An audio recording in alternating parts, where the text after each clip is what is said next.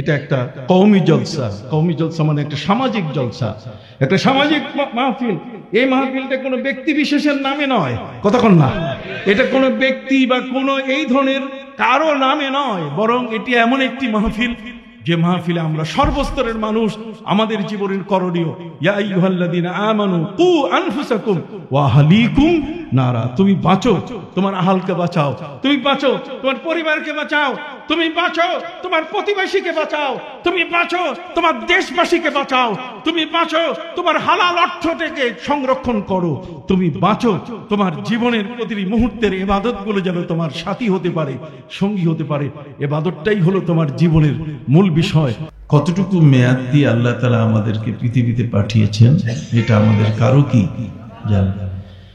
পৃথিবীর এমন কোনো কম্পিউটার নাই যেটা দিয়ে সার্চ করে আমাদের হায়াত কতদিন, পৃথিবীতে কতদিন বাঁচব সে বিষয়টা জানার কোনো উপায় নেই।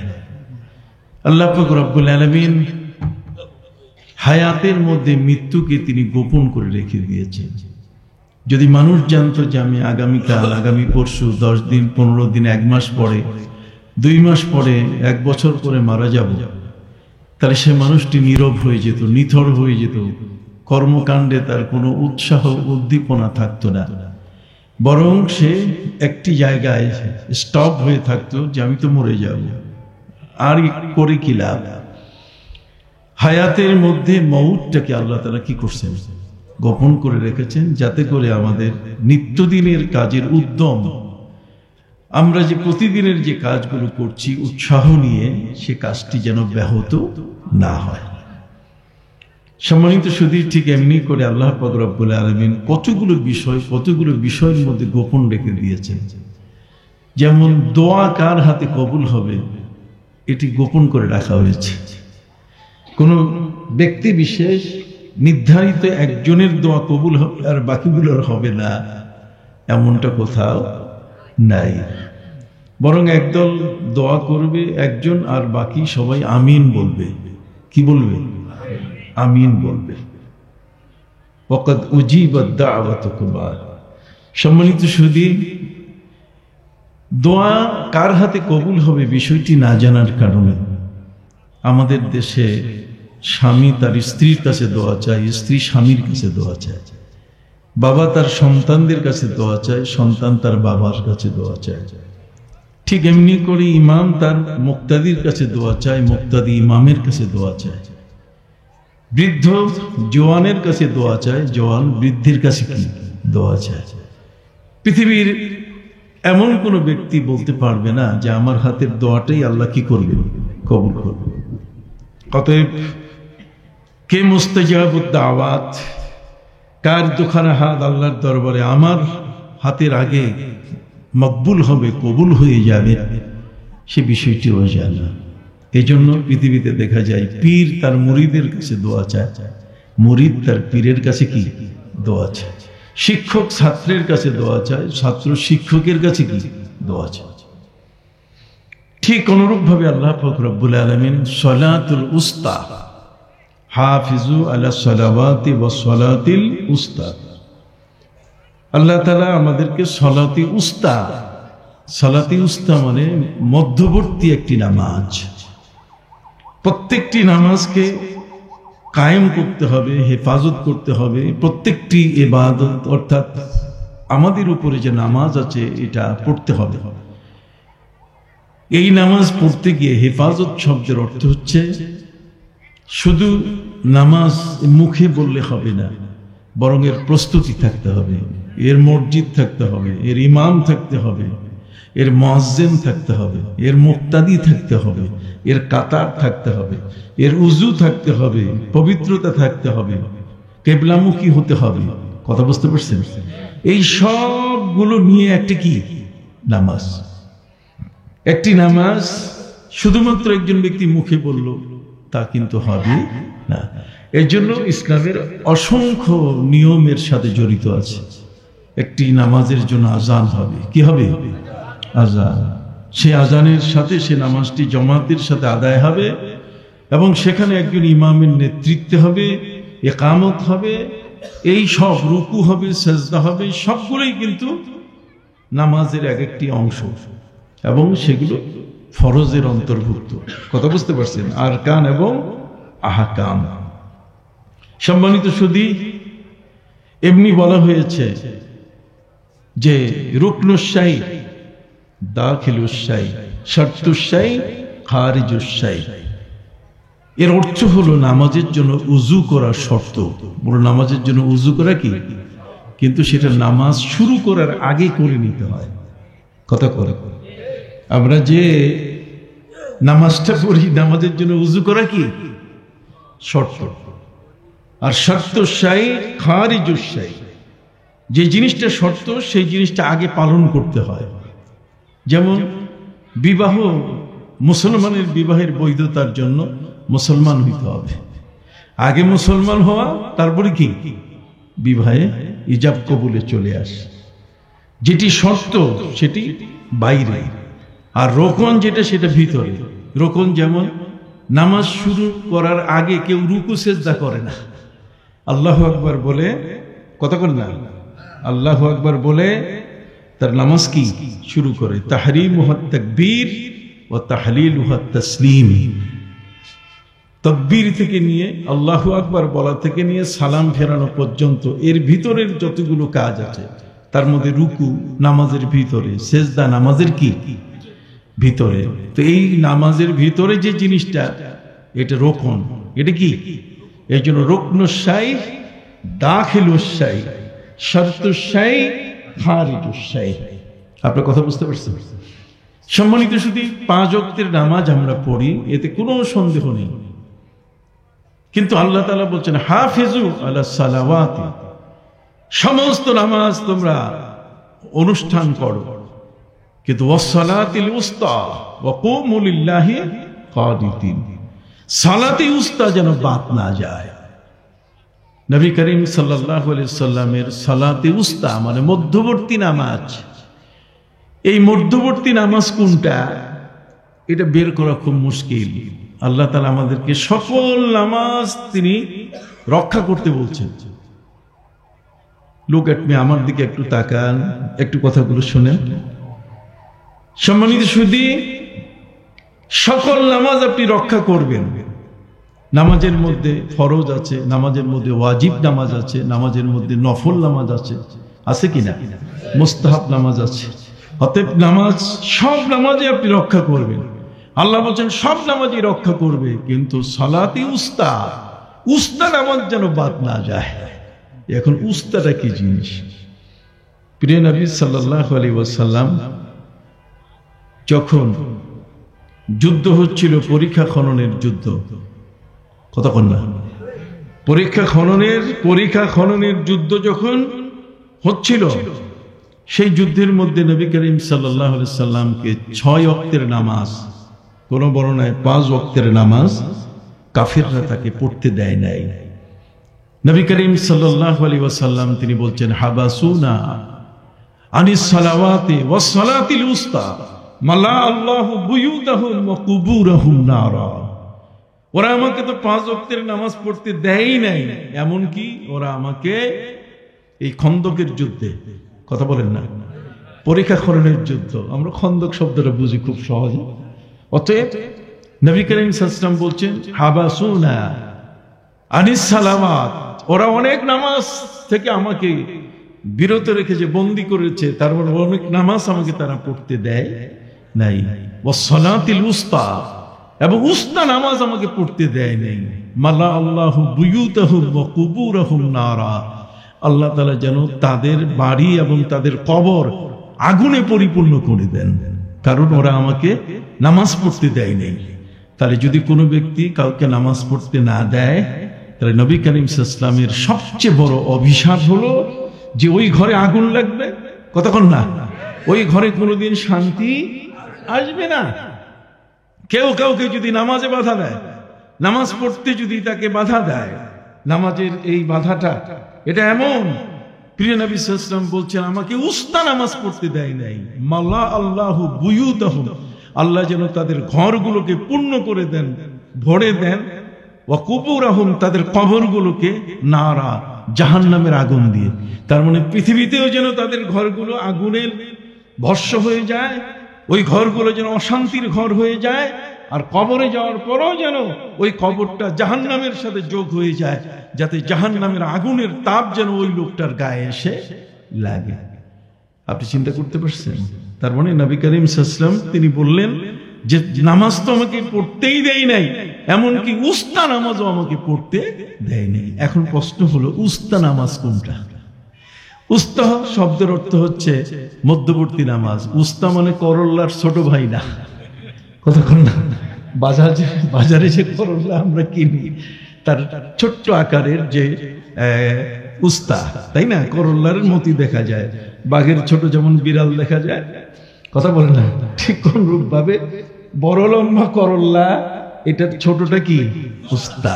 সেই উস্তা নয়, বরং এটা কোরআনের এমন একটা শব্দ যে এই উস্তা শব্দের অর্থ মানে এক মধ্যবর্তী নামাজ। এই নামাজটা কোনটা, এটাকে বর্ণনা করতে গিয়ে আল্লামা দিমিয়াতি, নাম কি?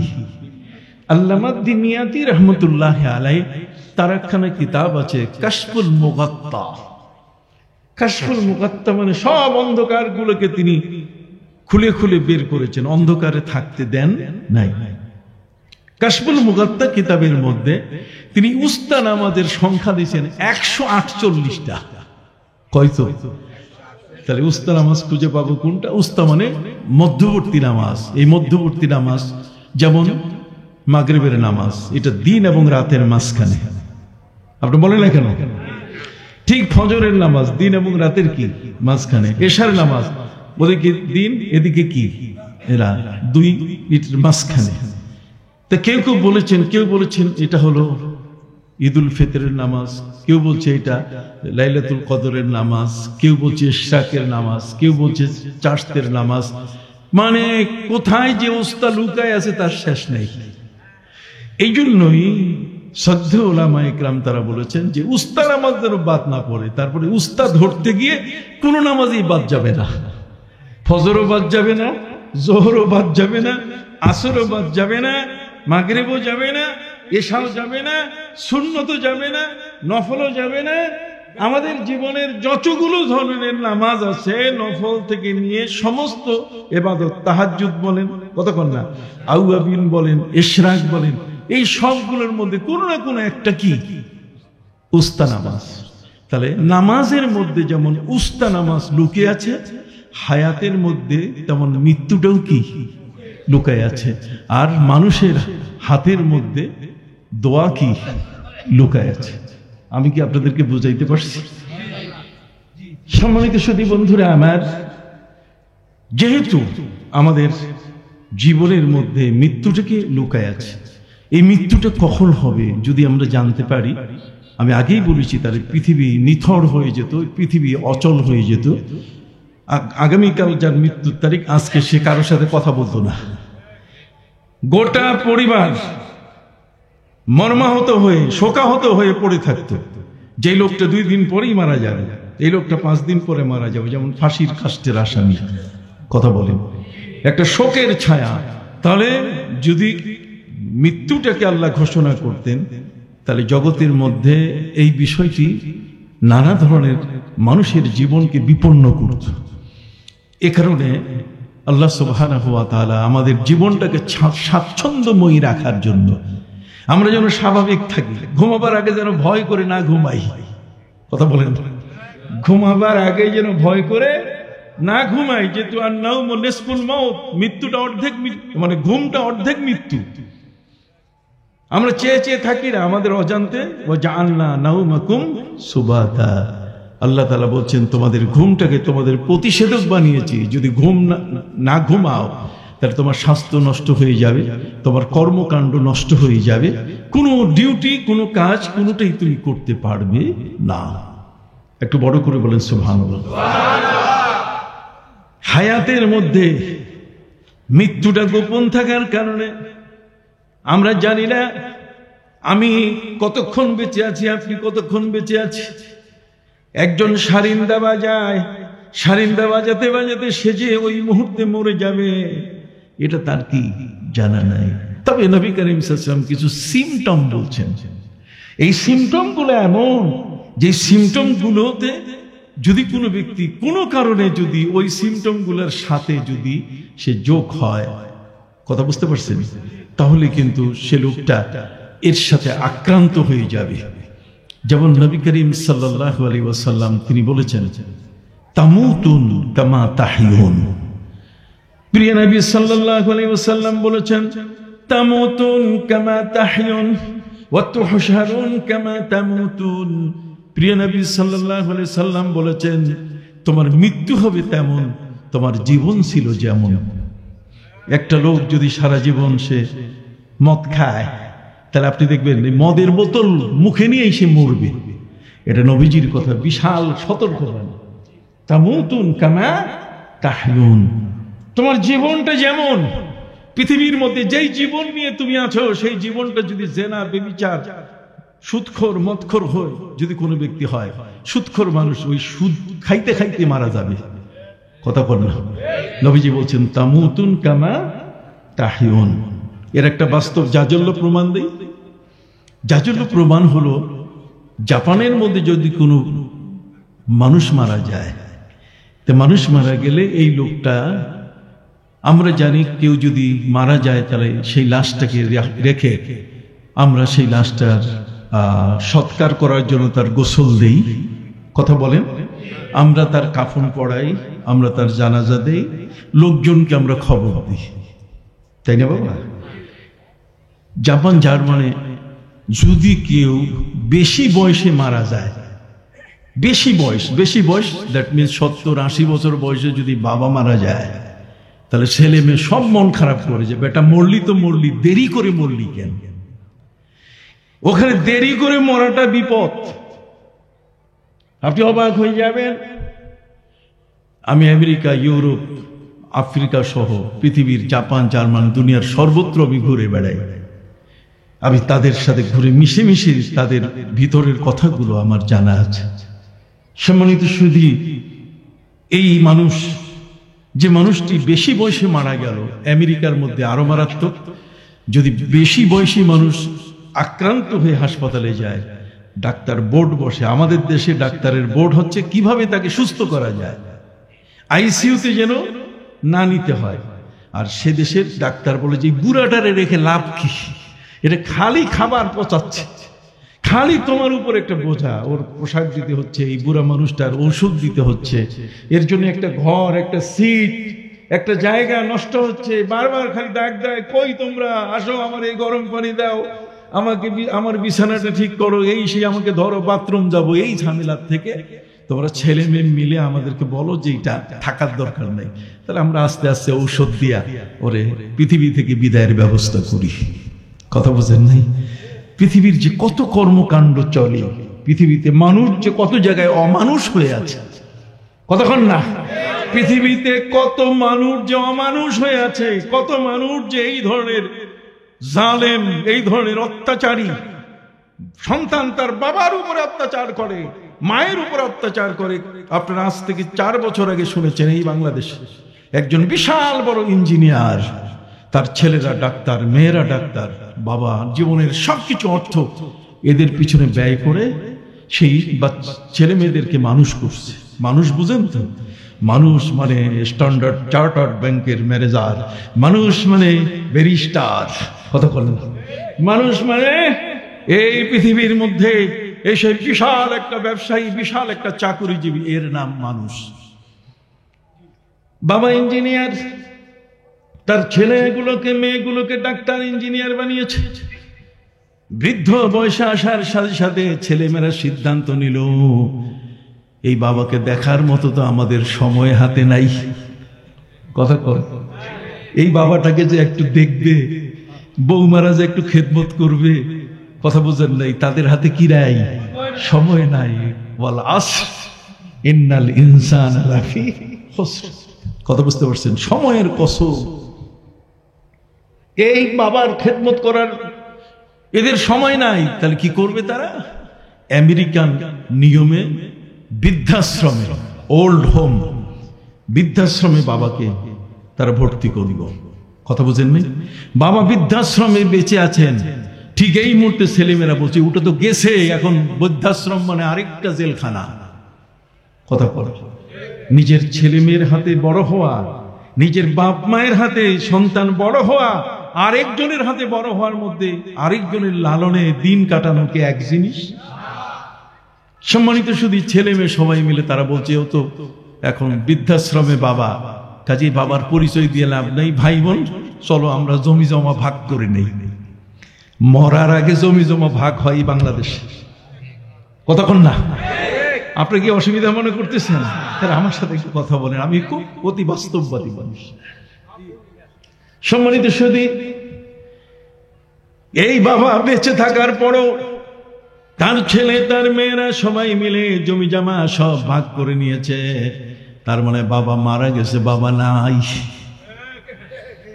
সেই বাবার মৃত্যু হলো বৃদ্ধাশ্রমে, তার ছেলে মেয়েদের খবর দেওয়া হলো। তার বলছে যে না, আপনারাই দাফন করেন। তার জানাজা পড়ার জন্য তার একটা ছেলেও যায় নাই, একটা কি মেয়েও যায় নাই। এই ছেলে মেয়েরা মানুষ হয়েছে, এরা কি হয়েছে? মানুষ হয়েছে। এই মানুষ কি দরকার? হাত উঁচু করে বলেন, এই মানুষ কি দরকার? এই মানুষ আমাদের দরকার নয়। যে জন দিবসে মনের হরসে জ্বালায় মমের বাতি, কথা বলে না? অতএব একটা ভালো মানুষ খোঁজার জন্য, একটি বিশুদ্ধ মন, একটা বিশুদ্ধ পরিশীলিত মানুষ খুঁজে পাওয়ার জন্য আজকে দিনের বেলায় মশাল জ্বালাইয়া খুঁজে বেড়া হচ্ছে, কিন্তু ভালো মানুষ কোথাও নাই। খেয়াল করছেন ভাইরা আমার? সম্মানিত সুধী বন্ধুরা আমার, জাপান জার্মানি যখন কোন বাবা মারা যান আর বয়স যখন বেশি হয়, তখন ছেলে মেয়েরা তারা বিরক্ত হয়, মরলি তো মরলি, এত দেরি করে মরলি কেন? দেরি করে মরাটা অপরাধ। তার কারণ আমাদের দেশে নিয়ম হচ্ছে যে বাবা মা যতদিন বেঁচে থাকবে ততদিন আশীর্বাদ।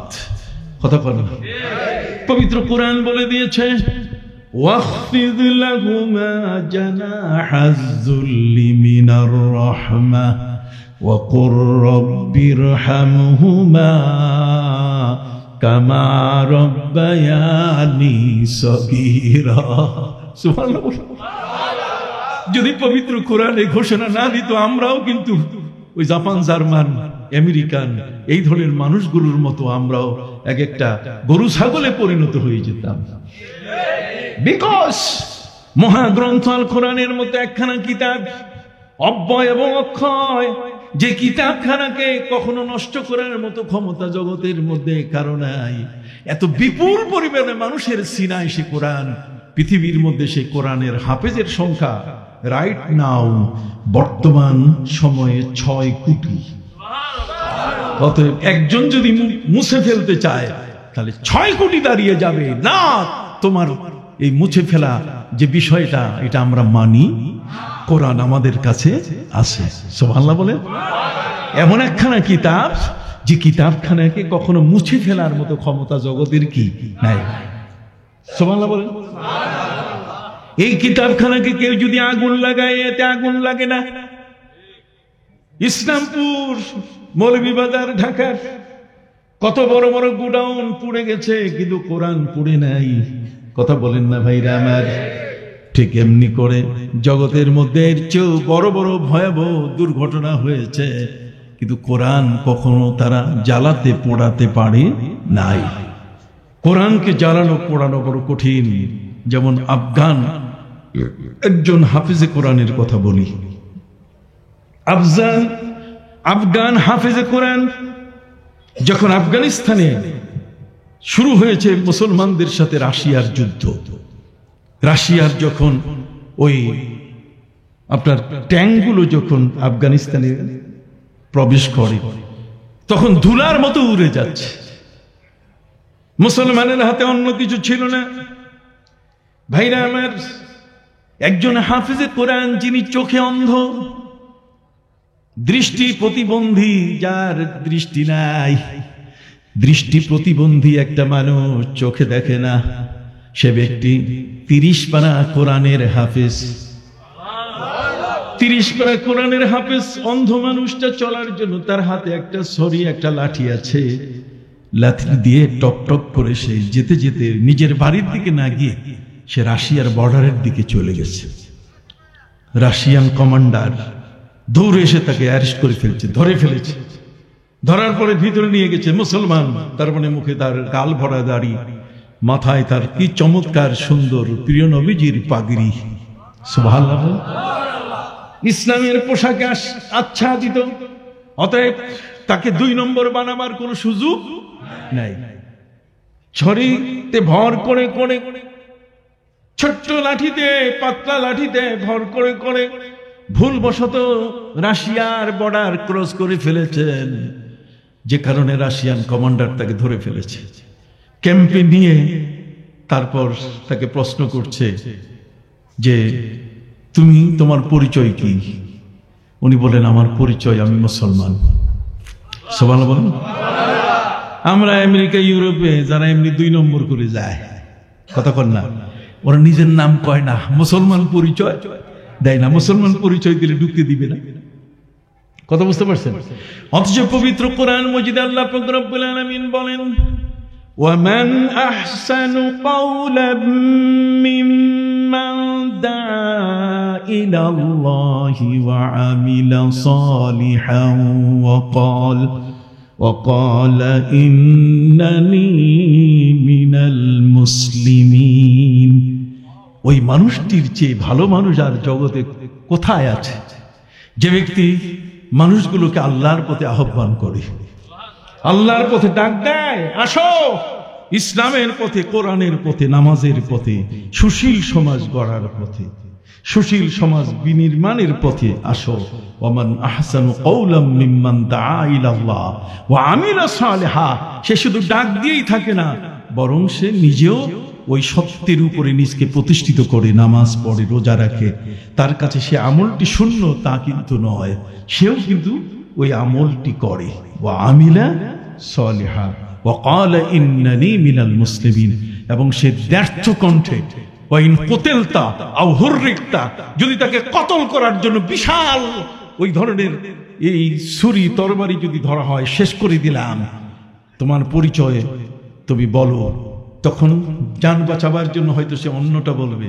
ইসলাম বলছে না, ওয়া ইন কুতিলতা, যদি তাকে কতল করা হয়, আও হুররিকতা, অথবা জ্বলন্ত ফুটন্ত তেলের কড়াইতে যদি তাকে ফেলে দেওয়া হয়, তারপরও সে বলবে ইন্নানী মিনাল মুসলিমিন, আমি একজন মুসলমান, আমি মুশরিক নই। সুবহানাল্লাহ বলেন। আমি একজন কি? মুসলমান। অতএব আফগান হাফেজে কোরআন তিনি পরিচয় দিলেন, আমি একজন মুসলমান। তুমি কি দেখো না আমার মুসলমান হওয়ার অনেকগুলো আলামত আছে, আর সে আলামত হলো ইসলাম। ঈমান হলো ভিতরের জিনিস, আর ইসলাম হলো বাইরের জিনিস, কথা বল। আর সে বাইরের জিনিসটা হলো মাথার যেমন টুপি থাকবে, মুখে দাড়ি, ইসলামের পোশাক, ইসলামের কালচার গুলো তার মধ্যে পাওয়া যাবে। স্ত্রী পর্দা করবে, কথা বল না, ঠিক হালাল হারাম এটার মধ্যে সে পার্থক্য জ্ঞান করবে। সৎ এবং অসৎ, ন্যায় এবং অন্যায়, বিচার এবং সুবিচার এবং অবিচার, এগুলোর মধ্যে সে পার্থক্য জানবে। এগুলো ছাড়া তো একজন ব্যক্তির ইসলাম বোঝার কোনো উপায় নাই। হ্যাঁ, আপনি সব করেন, আপনি আইল ঠেলেন, সুদ খান, ঘুষ খান, আর আপনি কেন আমি মুসলমান ন, কথা বুঝতে পারছেন? মুসলমান হচ্ছে ওই ব্যক্তি যার সব আলামতেই প্রমাণ করবে সে একজন আল্লাহর, সে একজন তার রাসূলের। সুবহানাল্লাহ। আফগান হাফিজে কোরআন, মাথায় পাগড়ি, তিনি বললেন আমি একজন মুসলমান। তারা জানালো, তারা জানতে চাইলো আরো কিছু কি তোমার কাছে আছে, তুমি কি বলতে পারো তোমার দেশে আমাদের ট্যাঙ্কগুলো যখন যায় ধুলার মতো উড়ে যাচ্ছে, কারণটা কি? এত অস্ত্র কে তোমাদেরকে সরবরাহ করেছে? তখন আফগান হাফিজে কোরআন বলল, শোনো, আমি একজন কোরআনের হাফেজ। এই কোরআনের মধ্যে আল্লাহ পাক রব্বুল আলামিন একটি আয়াত দিয়েছেন, ওই আয়াতটা পরে যদি ধুলায় ফু দেওয়া হয়, আর সেই ধুলাটা যদি ট্যাঙ্কের উপরে ছুঁড়ে মারা হয়, তাহলে ট্যাঙ্ক ধূলিসাৎ হয়ে যাবে, ওই ট্যাঙ্ক আর টিকে থাকবে না। আর সে আয়াতটি হলো ওয়ামা রমাইতা ইদ রমাইতা ওয়ালাকিন্নাল্লাহ রমা। সুবহানাল্লাহ বলেন। প্রিয় নবী সাল্লাল্লাহু আলাইহি ওয়াসাল্লামকে যখন হিজরতের সময়ে মক্কার কাফেররা তাকে চতুর্দিকে ঘেরাও করে বসলো, নবীজির বের হওয়ার আর কোনো ছিদ্র পথ নাই। এত বড় বেড়া বেষ্টনী, এত বড় কঠিন বেষ্টনী যা ভেদ করে নবী মদিনার পথে আগাবেন, সবকিছু অফ হয়ে গেল। সম্মানিত সুধী, ওই মুহূর্তে আল্লাহ পাক রব্বুল আলামিন আমার নবীকে বলেন, হে নবী, আপনি এক মুষ্টি ধুলা মাটির হাতে নিয়ে আপনি ছড়ে মারুন। ওই ধুলাকে আমি বলে দিয়েছি বাতাসকে, ওরা আপনার দিকে চেয়ে আছে আপনাকে ধরার জন্য।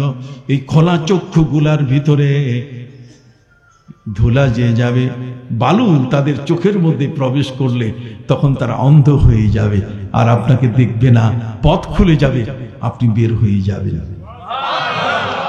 প্রিয় নবীজি সাল্লাল্লাহু আলাইহি ওয়াসাল্লাম হাতের মধ্যে বালু ধুলা মাটি নিয়ে তিনি নিক্ষেপ করলেন। নিক্ষেপ করার সাথে সাথে সব বন্ধ হয়ে গেল। আমার নবীকে তারা আর দেখতে পেল না, নবী বের হয়ে গেছেন। নবী বের হওয়ার সাথে সাথে আল্লাহ তাআলা তাকে বললেন, নবীজি, ওয়ামা রমাইতা ইদ রমাইতা ওয়ালাকিন্নাল্লাহ রমা।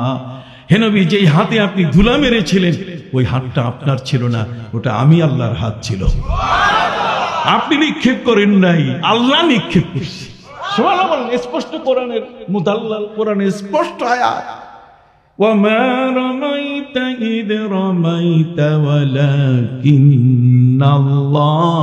রামা। আপনি যখন নিক্ষেপ করছিলেন ওই নিক্ষেপটা এটা আপনার হাতে নয়, বরং ওয়ালাকিন্নাল্লাহ, ওয়ালাকিন কালেমা ইস্তিগরাক, তার অর্থ হলো নবী মূলত ওই হাতের বালুগুলো আমি আল্লাহ নিজে হাতে ছুঁড়ে মারছি, যে কারণে কারো চক্ষু বাদ যায় নাই। সবগুলোকে আমি কি বানাইছি? অন্ধ বানিয়ে দিয়েছি। ক্ষমতা কার? হাফিজে কোরআন আফগান হাফিজে কোরআন তিনি বলে দিলেন, এই ধরনের পাওয়ার আমাদের কোরআনে আছে। কোরআনের এই ধরনের বুলেট আছে, প্যাট্রিয়ট আছে, বোমা আছে। এ ধরনের কঠিন কঠিন কোন দুষ্ট দুরাচার যদি কোন মুসলমানের বিরুদ্ধে লাগে তাহলে এক কোরআন দিয়েই তাকে শায়েস্তা করা যাবে। অতএব কোরআন তা কখনো করে না, বরং মানুষগুলোকে আল্লাহর পথে আহ্বান করে। সুবহানাল্লাহ বলেন। উগ্রতা নাই ইসলামের মধ্যে। ইসলাম কোনদিন উগ্রতাকে পছন্দ করে না। উগ্রবাদের ইসলামে কোনো ঠাঁই নাই। কোন অবস্থাতেই উগ্রবাদীদের কোনো আশ্রয় ইসলাম কখনো দেয় না। অথচ 125টা আয়াত বের করেছে উগ্রবাদীরা পবিত্র কোরআন থেকে, যে মানুষকে এইভাবে মারা যাবে, হত্যা করা যাবে। নাউযুবিল্লাহি মিন যালিক। আমি সংক্ষিপ্তভাবে আপনাদের কাছে বলছি, আপনারা একটু মনোযোগ সহকারে শুনবেন। সম্মানিত সুধী, সেই আফগান উনি বললেন, আমার সিনায় কোরআন। কোরআন কি দেখা যায়? সবাই কথা বলতেছেন না? কোরআন কি দেখা যায়? এই যে আমি কথাগুলো বলছি বা আপনারা যদি বলেন তো এটা কি কেউ দেখতে পাবে যে ভিতরে কিভাবে? সম্মানিত সুধী, সিনার মধ্যে 6666 আয়াতের বিশাল এক সমাহার আল কোরআন তার সিনার মধ্যে রক্ষিত। তখন রাশিয়ান কমান্ডার বলল, আমরা তোমাকে যদি এখন স্টেন গানের গুলি দিয়ে যদি ঝাঁঝরা করে ফেলি, কতক্ষণ না, তোমার ঠেকাবার ক্ষমতা আছে? হাফিজে কোরআন তিনি বললেন, আমার ঠেকাবার ক্ষমতা নাই। ওরা বলল, তোমার কোরআনের শক্তি এত বড়, কি করে হতে পারে? কোরআনের শক্তি এত বড় আমরা বিশ্বাস করি। অতএব তুমি প্রস্তুতি নাও, আমরা এখন তোমাকে ব্রাশ ফায়ার করে শেষ করব। কথা বুঝতে পারছেন? হাফিজে কোরআন আফগান সেই পাগড়িওয়ালা মুসলমান মানুষটি তিনি বললেন, শোনো, আমার ধর্মের একটি বিষয় আছে, সে বিষয়টি হলো হযরতে খুবাইব রাদিয়াল্লাহু তাআলা আনহুকে কাফেররা যখন ধরে জবাই করবে, জবাই করার আগে তাকে বলা হলো, তোমার কোনো ইচ্ছা আছে কিনা? হযরতে খুবাইব ইবনে আরতাতা রাদিয়াল্লাহু তাআলা আনহু তিনি বললেন, আমার 2 রাকাত নামাজ পড়ার ইচ্ছা আছে। কয় রাকাত? তিনি 2 রাকাত নামাজ পড়লেন। এখন হাজী সাহেবানরা যারা মক্কার জমিনে কাবা ঘরে যারা পবিত্র হজের জন্য যান অথবা সামনে যাবেন, 5ই জুন হজ হবে, কতক্ষণ না, এরা উমরা পালন করার জন্য মসজিদে আয়েশায় যাবেন। মসজিদে আয়েশা তানিম, মসজিদে আয়েশা থেকে মাত্র 200 গজ দূরে সেই জায়গায় হযরত খুবাইব রাদিয়াল্লাহু তাআলাকে তারা ধরে নিয়ে এসেছে। লম্বা ইতিহাস, আমি সেদিকে গেলে আজকের ওয়াজ অন্যদিকে যাবে। সম্মানিত সুধী, তার হাতের মধ্যে করে কোনো খাবার দেয় না। আপনি জানেন, মুসলমানকে যখন কোনো বেঈমান আটক করে তখন তাদেরকে সহজে খাবার দেয় না, বরং পানির পিপাসা হলে ওই মুসলমানকে বলে যে তুমি পেশাব করে তোমার পেশাবটা তুমি পান করো। নাউজুবিল্লাহ মিন যালিক।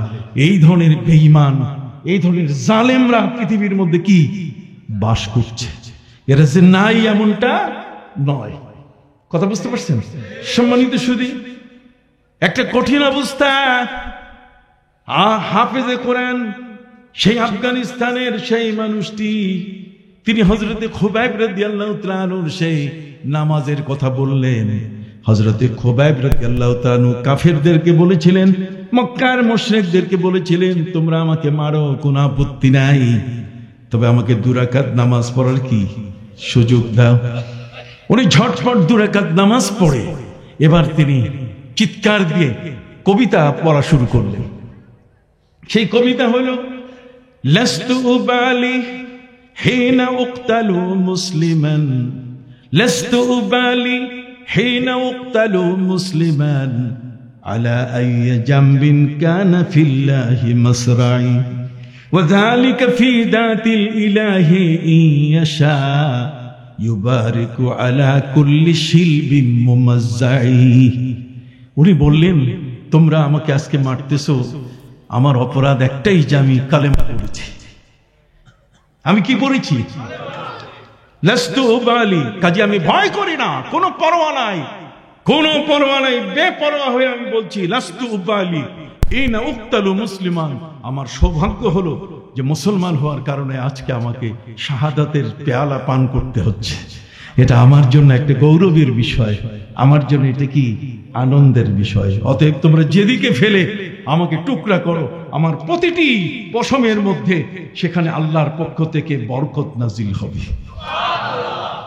হযরতে খুবাইব রাদিয়াল্লাহু তাআলা আনহুর ওই মুহূর্তে তার কাছে জান্নাতের খেজুর এসে হাজির হলো। এই ঘটনার সাথে সাথে, এই ঘটনার ঠিক কিছু পূর্বে তাকে তারা খাবার দেয় নাই। হযরতে খুবাইব রাদিয়াল্লাহু তাআলা হাতে চলে আসলো জান্নাতি খেজুর। তিনি এই কঠিন অবস্থায়ও তাকে খাবার দেওয়া হচ্ছে না, আর সেই খাবারের পরিবেশন হচ্ছে কোত্থেকে? জান্নাত থেকে, একেবারে তাজা খেজুর তার হাতে। আপনি সহিহ বুখারী খুলে দেখেন, হাদিসের কিতাবগুলো খুলে দেখেন, 2 রাকাত নামাজ তিনি পড়ে তারপর বলছেন, তোমরা আমাকে এখন তোমাদের ইচ্ছা পালন করো। তারা তাকে জবাই করে টাঙ্গায় রেখেছিল খুঁটিতে। কোথায়? খুঁটিতে টাঙ্গায় রেখেছিল। এবং মক্কার মুশরিকরা তারা আইন করেছিল, বলে দিল, ঘোষণা দিল, যেই খুবাইবের লাশ 40 দিন পর্যন্ত ঝুলন্ত থাকবে। কতদিন? আবার বলেন কতদিন? 40 দিন পর্যন্ত খুবাইবের লাশ ঝুলন্ত থাকবে, এবং 40 জন ব্যক্তিকে প্রত্যেকের জন্য এক একটা ঘোড়া বরাদ্দ দিয়ে মক্কার মুশরিকদের পক্ষ থেকে পাহারাদার নিয়োগ করা হলো, যাতে লাশটাকে কেউ চুরি করতে না পারে। মদিনা মুনাওয়ারায় আমার নবীর কাছে খবর গেল। প্রিয় নবী সাল্লাল্লাহু আলাইহি ওয়াসাল্লাম সাহাবায়ে কিরামকে বলেন, সাহাবীরা, খুবাইব ইবনে আরতাতা, খুবাইব তাকে মেরে ঝুলিয়ে রাখা হয়েছে, আর ঝুলন্ত লাশ থেকে টপ টপ করে রক্ত পড়ছে। তোমরা কে আছো তাকে উদ্ধার করে আনতে পারো। হযরতে শেরে খোদা আসাদুল্লাহিল গালিব, আল্লাহর বিজয়ী সিংহ হযরতে আলী রাদিয়াল্লাহু তাআলা বলেন যে, হুজুর আমি রাজি আছি।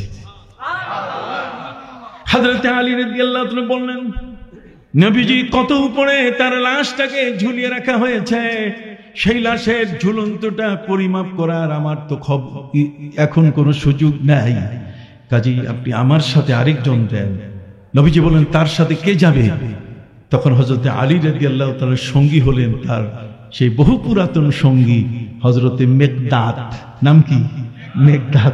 আলেম ওলামা ওনারা সবাই জানেন তার পুরাতন সঙ্গী হলেন কে? মেকদাদ। দুইজনে ঘোড়ার পিঠে চড়ে চাবুক মারলেন। চোখের নিমিষে মদিনা মুনাওয়ারা থেকে মক্কার সেই তানিম মসজিদ আয়েশা, যা কাবা ঘর থেকে 7.5 কিলোমিটার মদিনার পথে, কথা বুঝতে পারছেন, সেখানে চলে আসলেন। ওনারা যখন কাছে চলে আসলেন, আল্লাহর কুদরত ভাইরা কি বলবো আমি, ওনারা যখনই কাছে চলে আসছে, ঠিক ওই মুহূর্তে এই 40 জনের চোখে আল্লাহর পক্ষ থেকে ঘুম চলে আসলো। যে 40 জন পাহারাদার তাদের ঘোড়া নিয়ে রেডি আছে, যে এই লাশটাকে কেউ যেন নিতে না পারে, বরং এটা দেখে যেন মানুষ শিক্ষা গ্রহণ করে যে কোনোদিন মুসলমান যদি কেউ হয় তাহলে তার শাস্তি এটা। কথা বুঝতে পারছেন?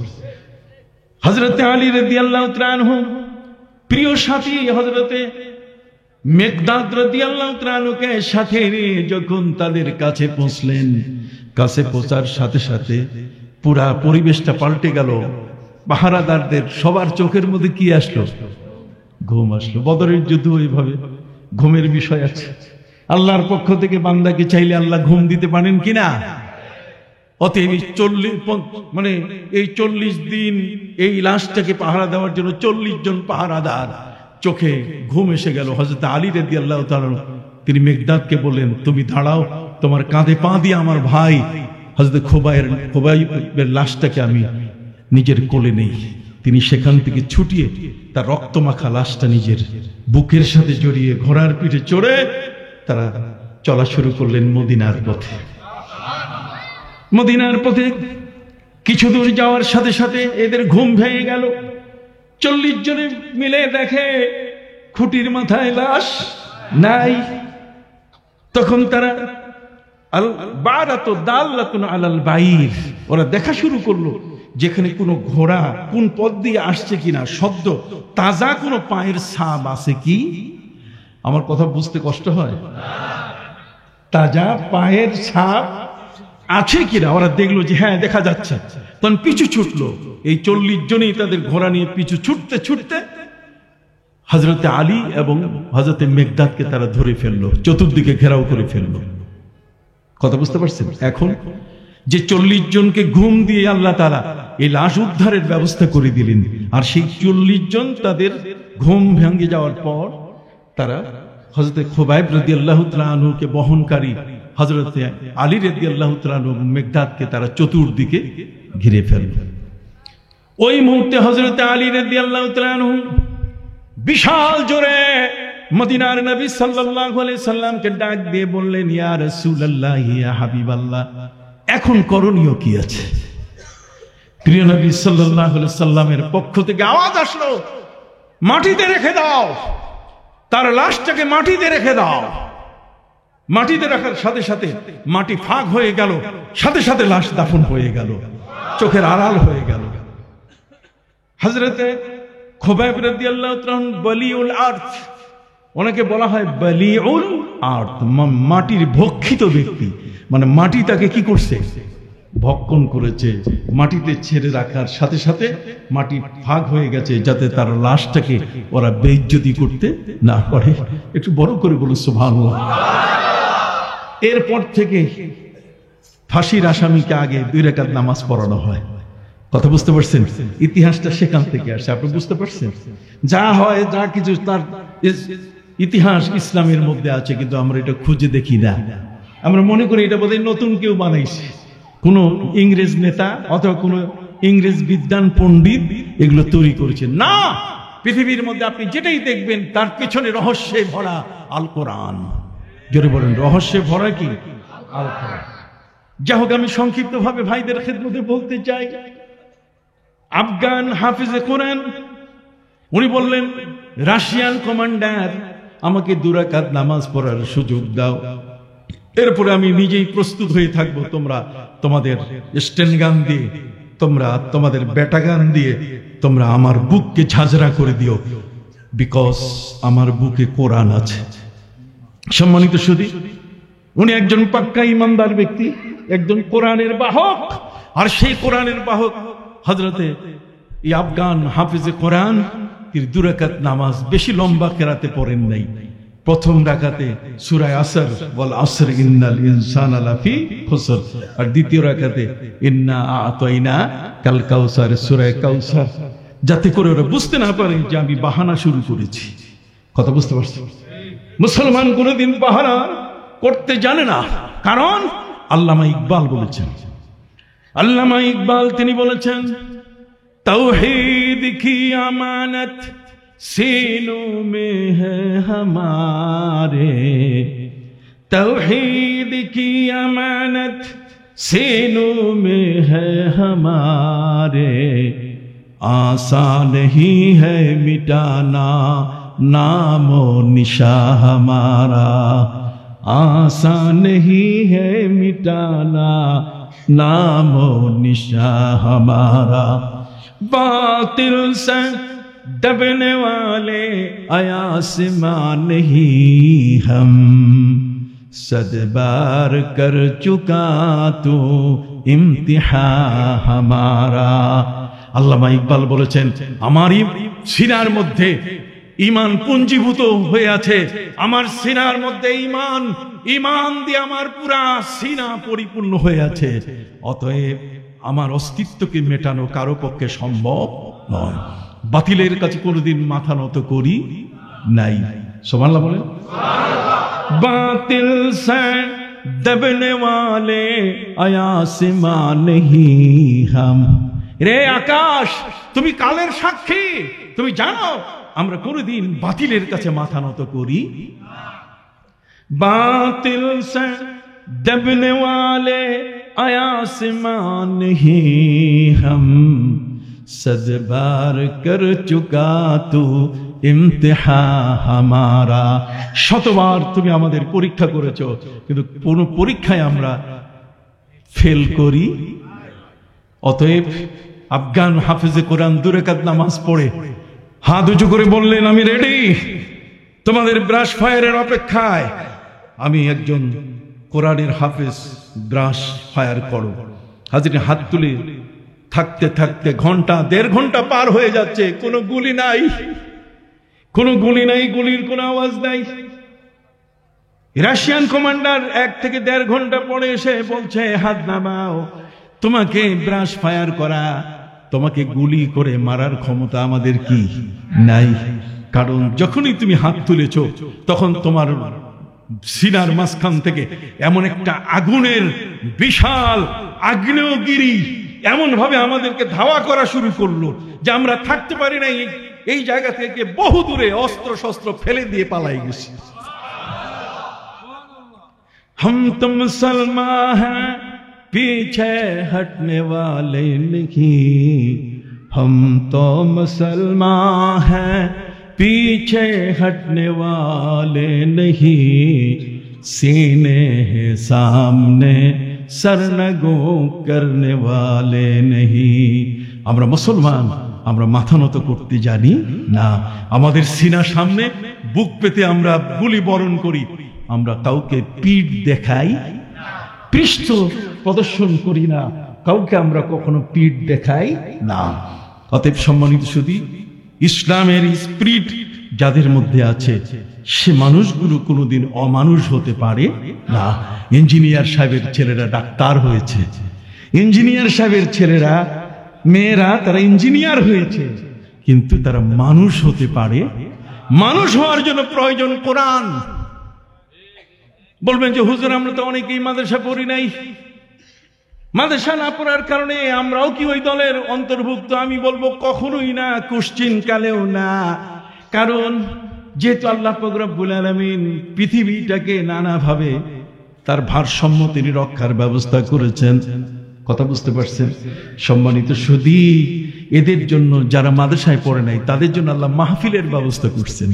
আলেমরা এসে এসে তাদেরকে কোরআনের ব্যাখ্যা শোনাবে। ক্লাসে পড়া আর মাহফিলে শোনা দুইটার মধ্যে কোনো পার্থক্য নাই। সুবহানাল্লাহ বল। একসাথে মিলে আজকে এতগুলো মানুষ আমরা বসে আছি, নাই বা পারলাম পুরা টাইটেল পাস করতে, নাই বা পারলাম দাওরায়ে হাদিস পাস করতে, নাই বা পারলাম পুরা কোরআনের তরজমা বুঝতে, কিন্তু একজন আলেমের কাছে, একজন জ্ঞানী ব্যক্তির পাশে যখন এসে যাব তখন দেখা যাবে একটা সাগর সম জ্ঞান আস্তে করে সিনার মধ্যে ঢেলে দিবে। ওই মানুষটি আগের জীবন থেকে পরিবর্তিত একটি পরিশীলিত জীবনের মধ্যে চলে আসবে। সুবহানাল্লাহ। কথা বুঝতে পারছেন? এই জন্য বড় সাবধান। কোরআন যদি না থাকতো তাহলে আমরাও ওই আমেরিকান ইউরোপের মতো আমরাও হয়ে যেতাম, কিন্তু না, হইনি। জাপান জার্মানি যখন কোনো মানুষ মারা যায়, আমি বলতেছিলাম আপনাদের কাছে, তামুতুন কামা তাহয়ুন, তোমার মৃত্যু হবে তেমন তোমার জীবন ছিল কি তেমন। আপনারা শুনেছেন একজন গান গাইতেছে দোতারা সেতারা দিয়া, গান গাইতে গাইতে ওই মুহূর্তে কি শেষ। একজন বিবাহের আসরে নাচতেছে, কথা বল না, একজন পাত্রী কনে বিবাহের জন্য যে মেয়েটা প্রস্তুত, সেই মেয়েটা ড্যান্স দিতেছে, তার সেই আর বিবাহ অনুষ্ঠানে ড্যান্স দিতে গিয়ে স্ট্রোক করে সেখানে কি শেষ। তামুতুন কামা তাহয়ুন, তোমার মৃত্যু হবে তেমন তোমার জীবন ছিল যেমন। সম্মানিত সুধী, আমার নবীজি বলেন, ওয়াতুহশারুন কামা তামুতুন, তোমার হাসর হবে তেমন তোমার মৃত্যু ছিল যেমন। তুমি সুদ খাইয়া মরছো, তুমি ঘুষ খাইয়া মরছো, তুমি গান গাইয়া মরছো, তুমি এই ধরনের অবস্থায় কিয়ামতের ময়দানে ওই গায়কদের সাথে, সুদখোরের সাথে তোমার হাসর হবে। তুমি কোনোদিন দিনদার, পরহেজগার, মুত্তাকি, আল্লাহওয়ালা এই ধরনের কোনো ভালো মানুষের সঙ্গী হতে পারবে না। কথা পরিষ্কার না? কথা পরিষ্কার কিনা?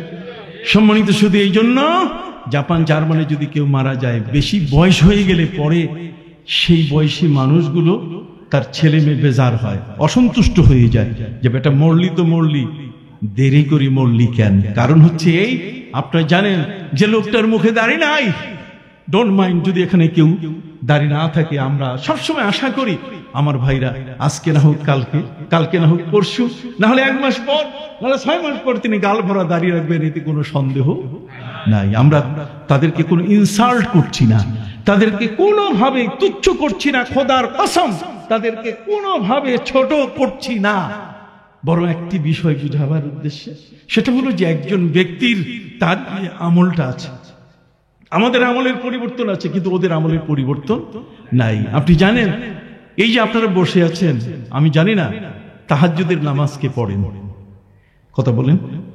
তাহাজ্জুদ পড়া মানুষগুলো যখন মৃত্যুবরণ করে, তাহাজ্জুদ মানে গভীর রজনীতে উঠে উঠে যে মানুষগুলো, ওয়া মিনাল লাইলি ফাতাহাজ্জাদ বিহি নাফিলাতাল লাক আসা আন ইয়াবআসাকা রাব্বুকা মাকামান মাহমুদা। রাতের গভীরে যে ব্যক্তি দাঁড়িয়ে দাঁড়িয়ে অথবা বসে বসে তাহাজ্জুদের নামাজ, যার যেমন সক্ষমতা, যদি তাহাজ্জুদের নামাজ আদায় করে, তার 2টা বিষয় নিশ্চিত হয়ে যায়। তার মধ্যে একটি হলো সেই ব্যক্তির মৃত্যুর সময় তার চেহারাটা নূরের আলোতে ভেসে উঠবে, নূরের আলোতে তার চেহারাটা কি আলোকিত হয়ে যাবে। আর 2 নম্বর, কালেমা তার নসিব হয়ে যাবে, সে কালেমা পড়তে পড়তে দুনিয়া থেকে কি বিদায় নেবে। তো জাপান জার্মানির ওরা কি তাহাজ্জুদ পড়ে? এই জন্য 70-80 বছর বয়সে যখন মারা যায়, তখন মুখ কলকাতা দিল্লি হয়ে যায়। তার মানে এই গানটা এইভাবে ভেসকায় গেছে, মুখটা এইভাবে চলে গেছে, দেখতে বিশ্রী। এই জন্য তারা বিউটিশিয়ানকে খবর দেয়, বিউটি পার্লারে খবর দেয় যে আমার বাপের মুখটা বাঁকা হয়ে গেছে, মরার পর এটার একটু সোজা করা দরকার। কথা বুঝেন নাই? এই সোজা করতে যাইয়া কসমেটিক প্রসাধনী দিয়ে, ওষুধ দিয়ে, মেডিসিন দিয়ে এটাকে সোজা করে, সোজা করার পরে তারপর রেখে দেয়। এই কসমেটিক সার্জারি যেটা, কতক্ষণ না, এই কসমেটিক সার্জারিটা করতে যাইয়া এক পর্যায়ে এত টাকা তাদের ব্যয় হয়, এই জন্য ছেলে মেয়ে গোসা হয়, বেটা মরলি তো মরলি, বুড়া হয়ে মরলি কা, হ্যাঁ তুমি আগে মরলি তো এই টাকাটা খরচা হতো না। কথা বুঝতে পারছেন? আরো মহাকাণ্ড, লাশটা যেখানে আসবে সবাই তো লাশটা টাটা দিবে। কি দিবে? টাটা। টাটা বুঝেন তো? এটা আমাদের দেশে, আমাদের মধ্যেও এসে গেছে। বাপ তার ছেলেকে বলছে, তোর কাকু যায়, টাটা কহ, কাকু টাটা। কথা বুঝেন নেই? টাটা এই জায়গায় এসে গেছে, আমাদের সমাজে যে নাই এমনটা কিন্তু নয়। আমাদের সমাজ হচ্ছে ইসলামী সমাজ বিনির্মাণ করতে গেলে সেখানে সালাম দিতে হবে। কি দিতে হবে? জোরে বলেন কি? আমাকে একটা সালাম দেন তো। ওয়ালাইকুমুস সালাম ওয়া রাহমাতুল্লাহি ওয়া বারাকাতুহু। কত চমৎকার সালাম! পৃথিবীর মধ্যে সালাম ভাইরা আমার 3 ধরনের সালাম আছে। খ্রিস্টান যারা আছে কত বছর তারা সালাম দেয়, এইটার নাম। আর ইহুদি যারা, ওরা ওই যে কালনাগিনী সাপ আছে না, কালনাগিনী সাপের মতো এই হাতের 4টা আঙ্গুল বাঁকা কইরা সালাম দেয়। কথা বলেন না? আর মুসলমান তার মুখ দিয়ে সালাম দেয়, আসসালামু আলাইকুম ওয়া রাহমাতুল্লাহি ওয়া বারাকাতুহু। এই সালাম শুধু মুসলমান দেয় না, আমার নবী আল্লাহকে দিয়েছেন, আল্লাহ আমার নবীকে দিয়েছেন। আসসালামু আলাইকা আইয়ুহান নাবিয়্যু ওয়া রাহমাতুল্লাহি ওয়া বারাকাতুহু। নবীজি বলছেন আসসালামু আলাইনা ওয়া আলা ইবাদিল্লাহিস সালিহিন। কি ভাই নামাজে তাশাহুদ পড়েন না? আছে তো, সালামের প্র্যাকটিস তো আছে, সালামের প্র্যাকটিস আমাদের মধ্যে কি আছে।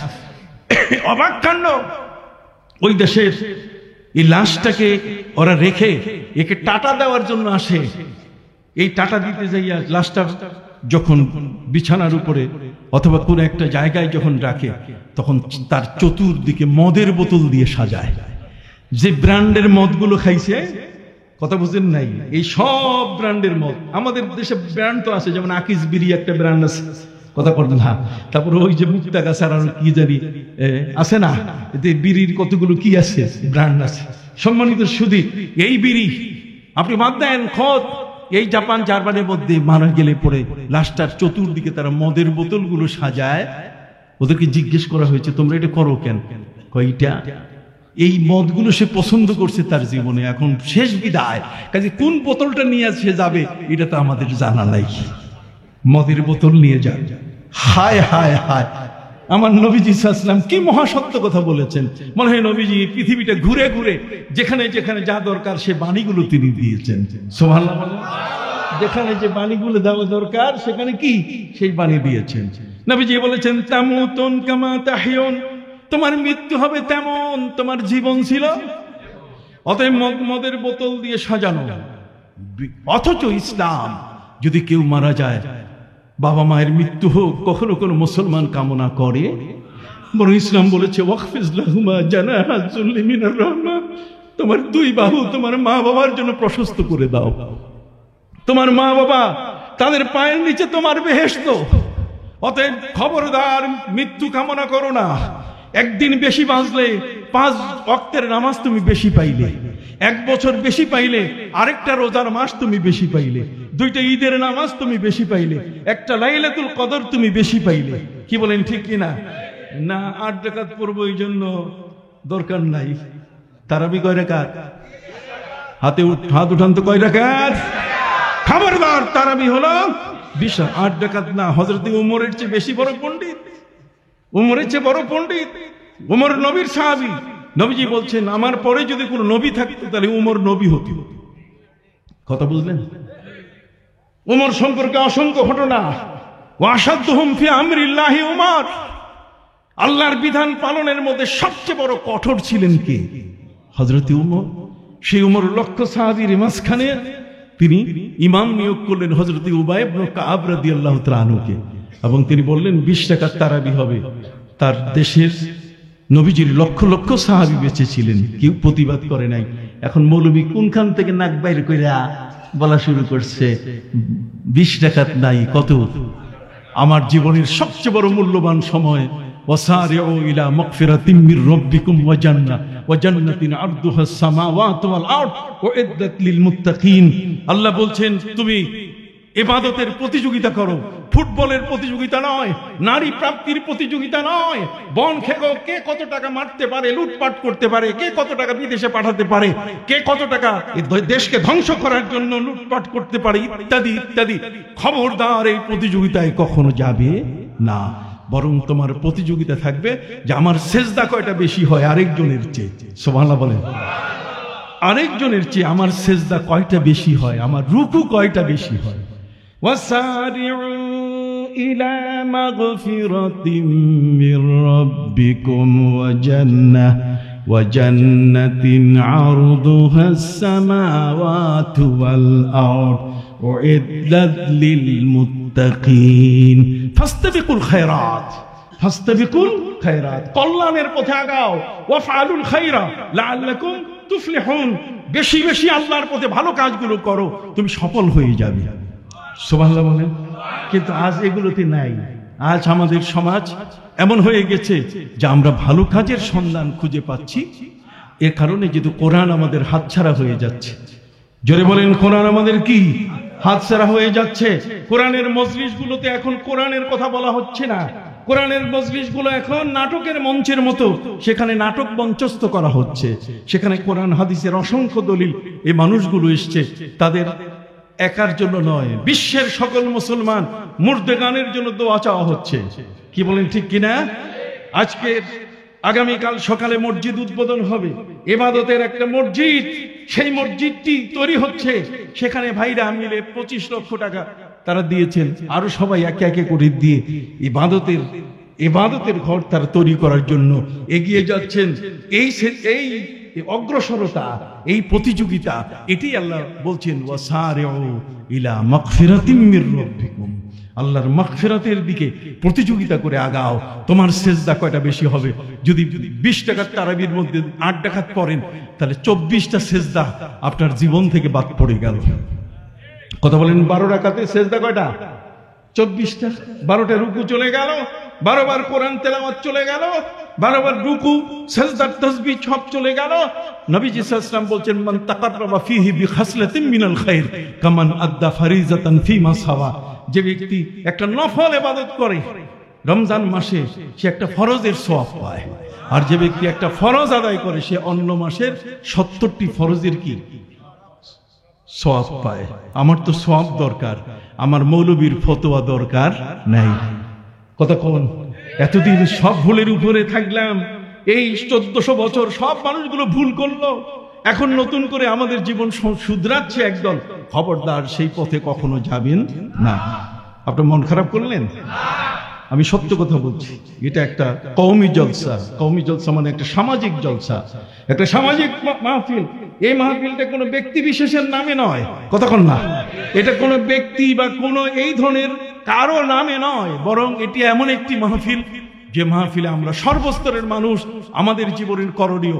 ইয়া আইয়ুহাল্লাযীনা আমানু কু আনফুসাকুম ওয়া আহলিকুম নারা। তুমি বাঁচো, তোমার আহলকে বাঁচাও, তুমি বাঁচো, তোমার পরিবারকে বাঁচাও, তুমি বাঁচো, তোমার প্রতিবেশীকে বাঁচাও, তুমি বাঁচো, তোমার দেশবাসীকে বাঁচাও, তুমি বাঁচো, তোমার হালাল অর্থটাকে সংরক্ষণ করো, তুমি বাঁচো, তোমার জীবনের প্রতিটি মুহূর্তের ইবাদতগুলো যেন তোমার সাথী হতে পারে, সঙ্গী হতে পারে।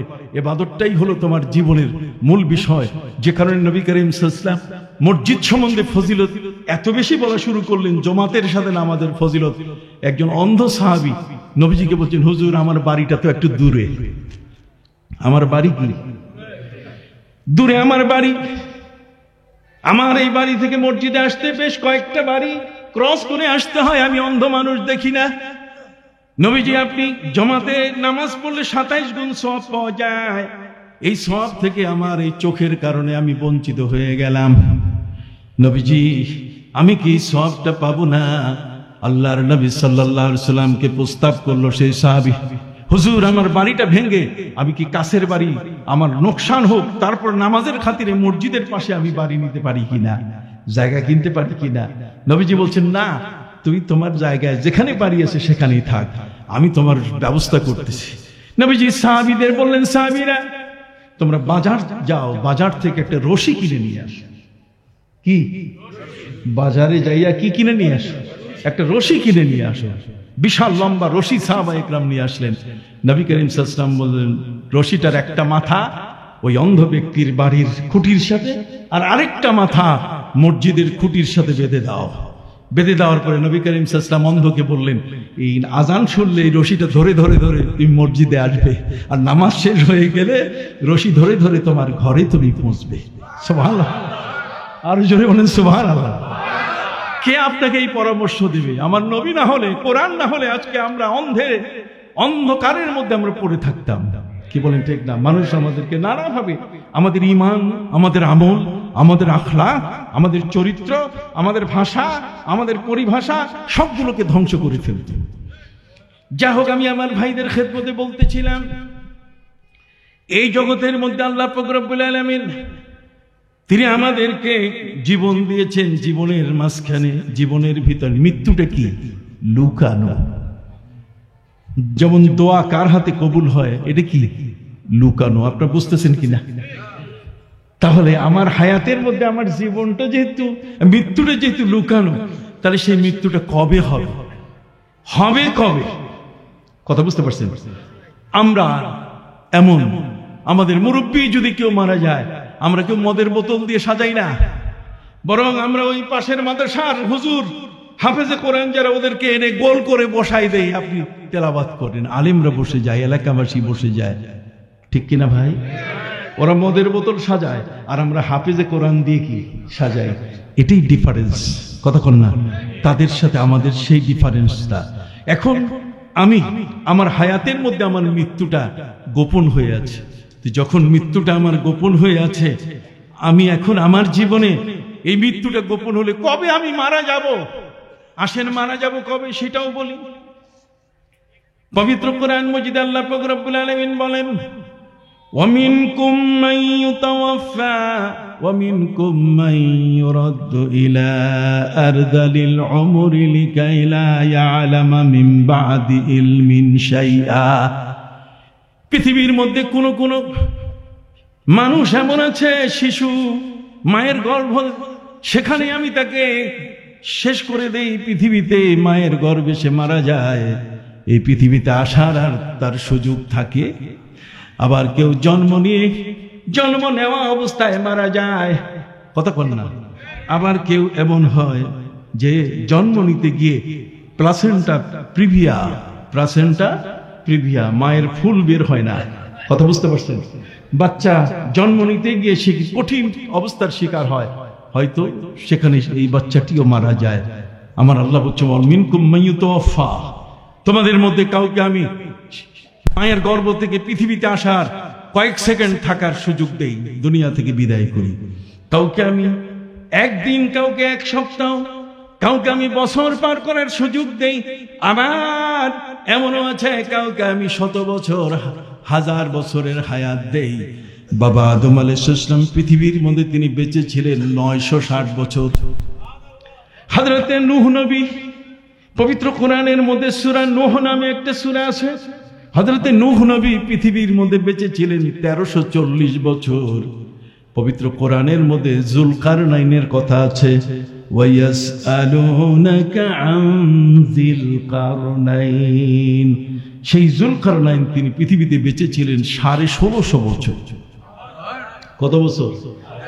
এই বাংলাদেশের মধ্যে মাদারীপুর একটা জেলা না, এই মাদারীপুর যার নামে, তিনি ছিলেন শাহ মাদার রহমতুল্লাহ আলাইহি, উনি বেঁচে ছিলেন 450 বছর বাংলাদেশে। আর আসহাবে কাহাফ, সূরা কাহাফের মধ্যে আছে এই 7 জন যুবক, তারা ঘুমিয়েছিলেন, ওয়ালাবিসু ফি কাহফিহিম 300 সিনিনা ওয়াজদাদু 9। 309 বছর শুধু ঘুমানোই ছিল। তার 309 বছর ঘুমানো থাকলে তার আগের বয়স পরের বয়স কি লম্বা বয়স কিনা?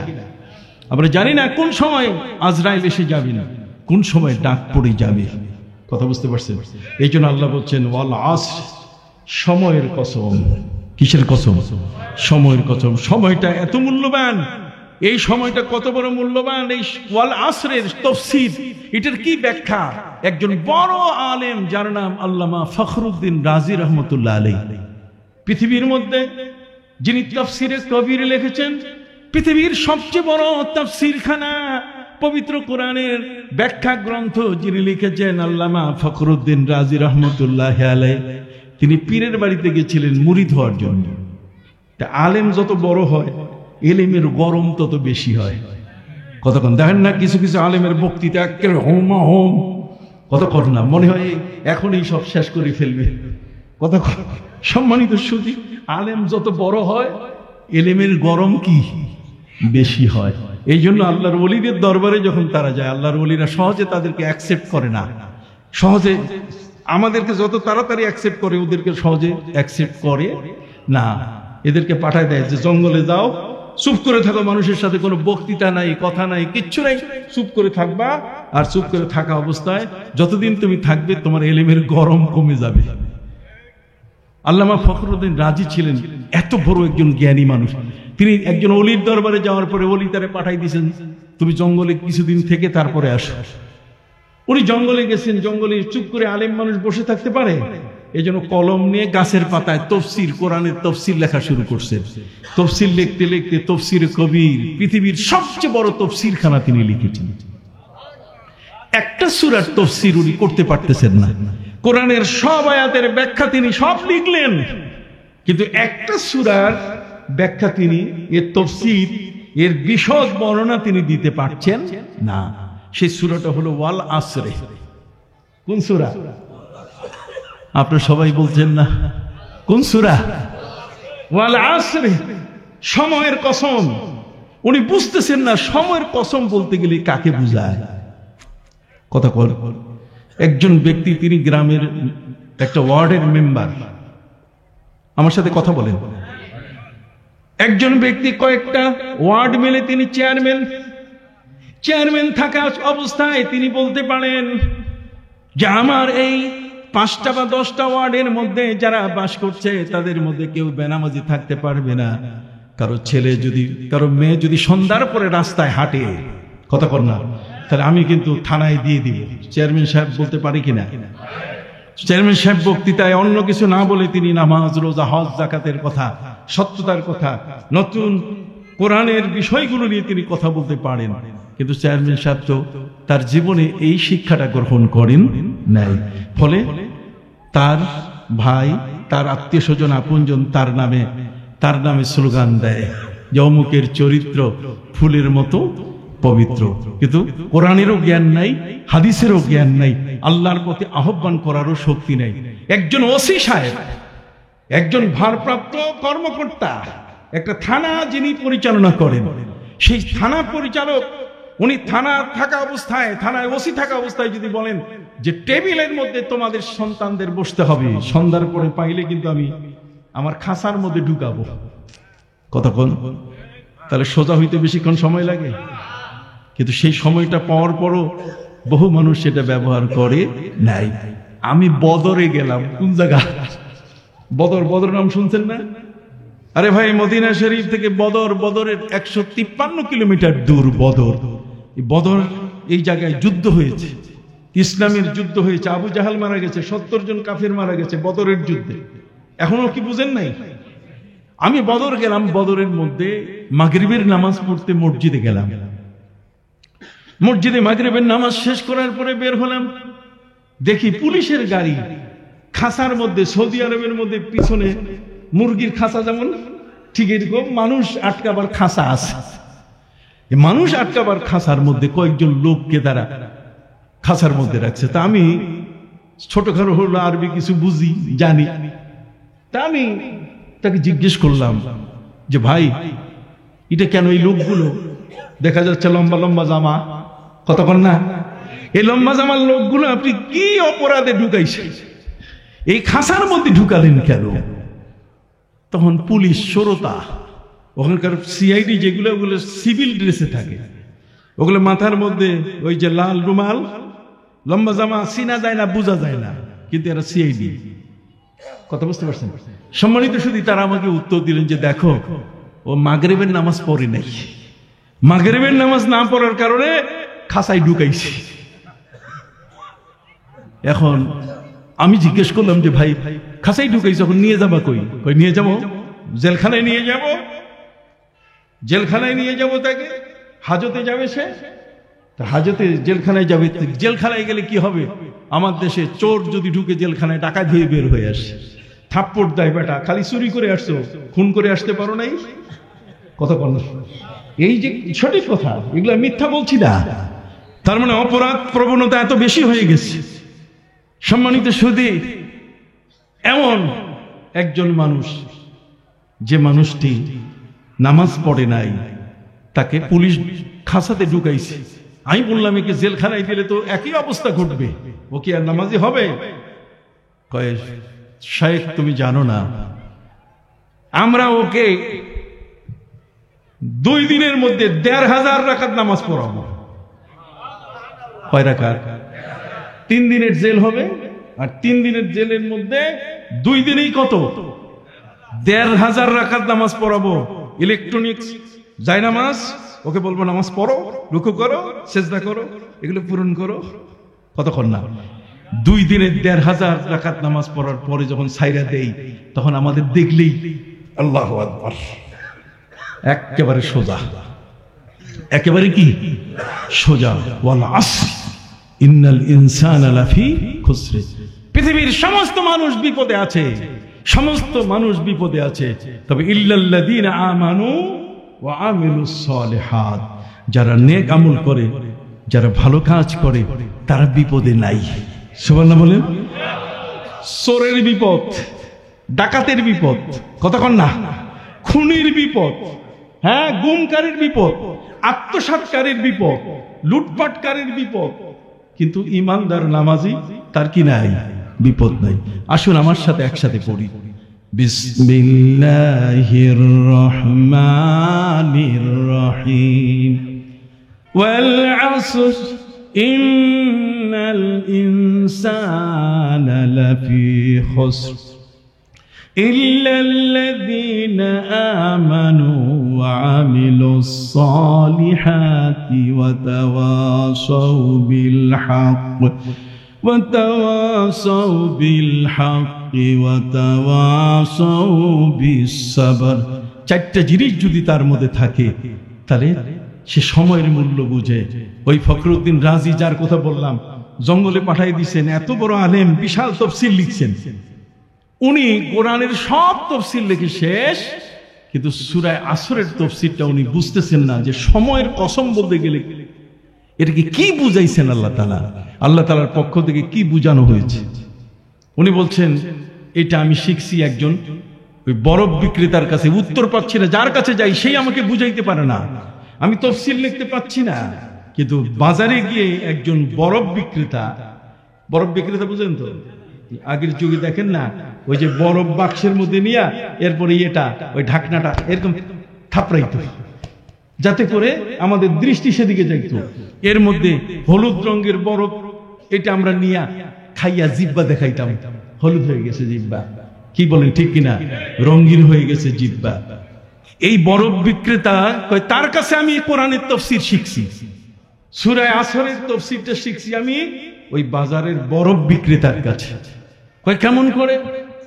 কয় প্রচন্ড রোদ, সেই রোদ্রের মধ্যে বরফ বিক্রেতা ডাক দিয়ে বলছে, ভাই তাড়াতাড়ি আপনারা আসেন, আমার বরফ, আমার এই বরফ কি বলে, আইসক্রিম, তাই না?